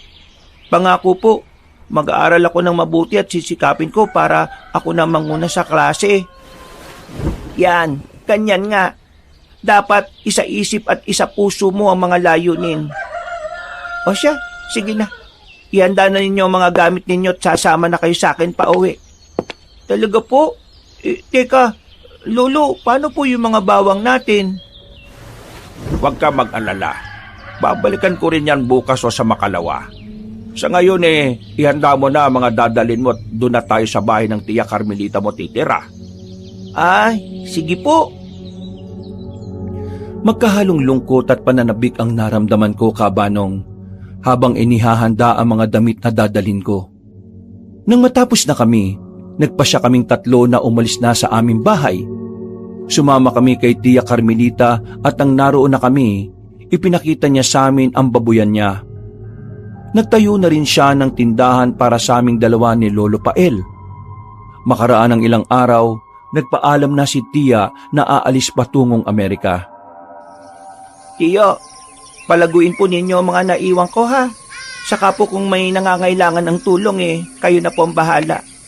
Nasanay kasi ang iba dito sa amin na sa akin lumalapit kapag may kailangan. Ay, huwag ka mag-alala, Carmelita. Hindi kita bibiguin. Aalagaan ko mga iniwan mo sa amin. At sa mga humihingi naman ng tulong, nakahanda naman kaming tumulong sa kahit na anong paraan na makakaya ko. Maraming salamat talaga sa inyo. Mag-iingat kayo dito, Tio Pael, Nathaniel. Kayo rin po, Tia Carmelita. Mag-iingat po kayo palagi sa Amerika ha. Kapag umuwi kayo dito, dalan po ninyo ako ng chocolate ha. Oo naman, basta mag-aaral ka ng mabuti. Pangako po, pagbubutihan ko po ang pag-aaral ko. Kagaya ng ipinangako namin kay Tia Carmelita, inalagaan namin ang mga iniwan niya. Mas pinalago pa namin ni Lolo ang babuyan at nagtayo na rin kami ng karinderya malapit sa paaralan kung saan ako pumapasok. Naging matiwasay ang buhay namin ni Lolo sa tulong ni Tia Carmelita. Makaraan ng ilang taon, tuluyan na rin akong nakapagtapos. Wala na rin kaming balita kay Tia, pero bilang pag-alala sa kabutihan niya sa amin, nagpa siya akong magbigay ng tulong sa mga mag-aaral na kapuspalad. Gusto kong malaman mo, Apo, na ipinagmamalaki kita ng gusto. Maraming salamat po, Lolo Pael. Ang lahat po ng ito ay dahil sa inyo. Kayo ang rason kung bakit nasa ganitong sitwasyon na po ako ngayon. Saka gusto ko na rin pong malaman ninyo na ipinagmamalaki ko rin po kayo. Ipinagmamalaki? Saan? Sa pagpatay ng mga aswang? Hindi lang naman po dyan. Sa lahat ng bagay po, Lolo. Pero siyempre, ipinagmamalaki ko kung ano at sino kayo. Ay, maraming salamat, Apo. Hindi mo ako iniwan noong salat pa tayo. At kahit ngayong nakakaraos na tayo sa buhay, nandito ka pa rin sa tabi ko. Wala naman pong ibang magdadamayan kung hindi tayo lang naman po, di ba? Teka. Nakapunta ka na ba sa dating baryo na tinirhan natin? Hindi pa kasi nakakabalik ang inutusan ko noong nakaraang linggo Opo. Pumunta ako ron kahapon. Kumusta naman ang palanim natin ron? Maayos naman po.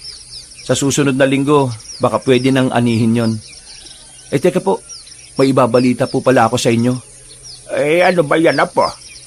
Ang libingan po kasi ng aswang at ng ulo ni Arturo, hinukay. Nawawala po yung gintong punyal. Ano? Sino naman kaya ang mapangahas na kumuha doon? Paano naman kaya niya nalaman ang patungkol doon? Hindi ko nga rin po alam, Lo Pero malakas ang kutob ko na ang taong inutusan nyo ang nagnakaw nun. Baka nga nakikinig siya minsan sa usapan natin At nang magkaroon siya ng pagkakataon, hinanap niya yon saka kinuha.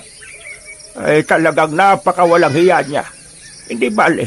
Sigurado ako na kapag nalaman ng ibang aswang na nasa kanya yon, siguradong tutugisin nila siya. Sigurado po yun, Lo. Problema na nila yun. Huwag lang sana nga aabot sa tagpong may madadamay na inosente. Ibang usapan na po yun. Kung ganyan, wala tayong magagawa kung hindi ang labanan ng mga aswang. Ako na lang pong lalaban sa kanila, Lo. Baka kaya ko na silang harapin ngayon. Matanda na po kayo para humarap pa sa mga ganong uri ng nilalang. Kahit matanda na ako, kaya ko naman sila. Wag na po, Lo. Ako na ang bahala kapag may mga aswang ulit na maghahasik ng lagim. Basta, kung kailangan mo ng tulong ko, kahit na uugod-ugod na ako, handa pa rin akong alalayan ka. Katulad ng ginagawa mo nun sa akin, Apo. Maraming salamat po, Lo. Makaraan ng ilang araw noon, nalaman namin na tumungo na sa ibang lugar ang tao na pinaghinalaan naming nagnakaw ng punyal. Hinayaan na lang namin yon at inisip na mas maigi ngayon para lumayo na rin ng tuluyan ang mga aswang sa lugar namin. Isa rin kasi ang punyal na yun sa rason kung bakit sinira ng mga aswang ang taniman namin ng bawang at nilusob ang aming baryo. Mga kabangers, mga kayanggaw, si Kabanong po uli. Maraming salamat po sa pagsubaybay nyo sa ating magandang kwento ngayong araw na ito. Kung sakaling nagustuhan nyo po ang kwento natin at bago pa lang po kayo sa channel na ito, huwag nyo pong kalimutang mag-subscribe at pindutin nyo na rin po yung notification bell para lagi po kayo nanonotify pag may mga bago tayong mga kwento. At kung pwede rin pong pakipindot na rin ng like at huwag nyo rin pong kalimutang mag-comment. At kung medyo nabiti naman po kayo sa kwento natin, ay nakikiusap po ako na bisitahin nyo rin po yung isa po nating channel, yung Pamela Clamil Channel. Ako rin po ang nagnanarit doon bilang si Lolo Pael at minsan ako po bilang Kabanong. At pag nagustuhan nyo rin po ang mga kwento doon, huwag nyo rin pong kalimutang pindutin ang subscribe button dahil ko konti pa lang po ang nagsusubscribe doon At huwag nyo rin pong kalimutang mag-comment at pindutin ang like button. Hanggang sa muling mga kwento, wakas!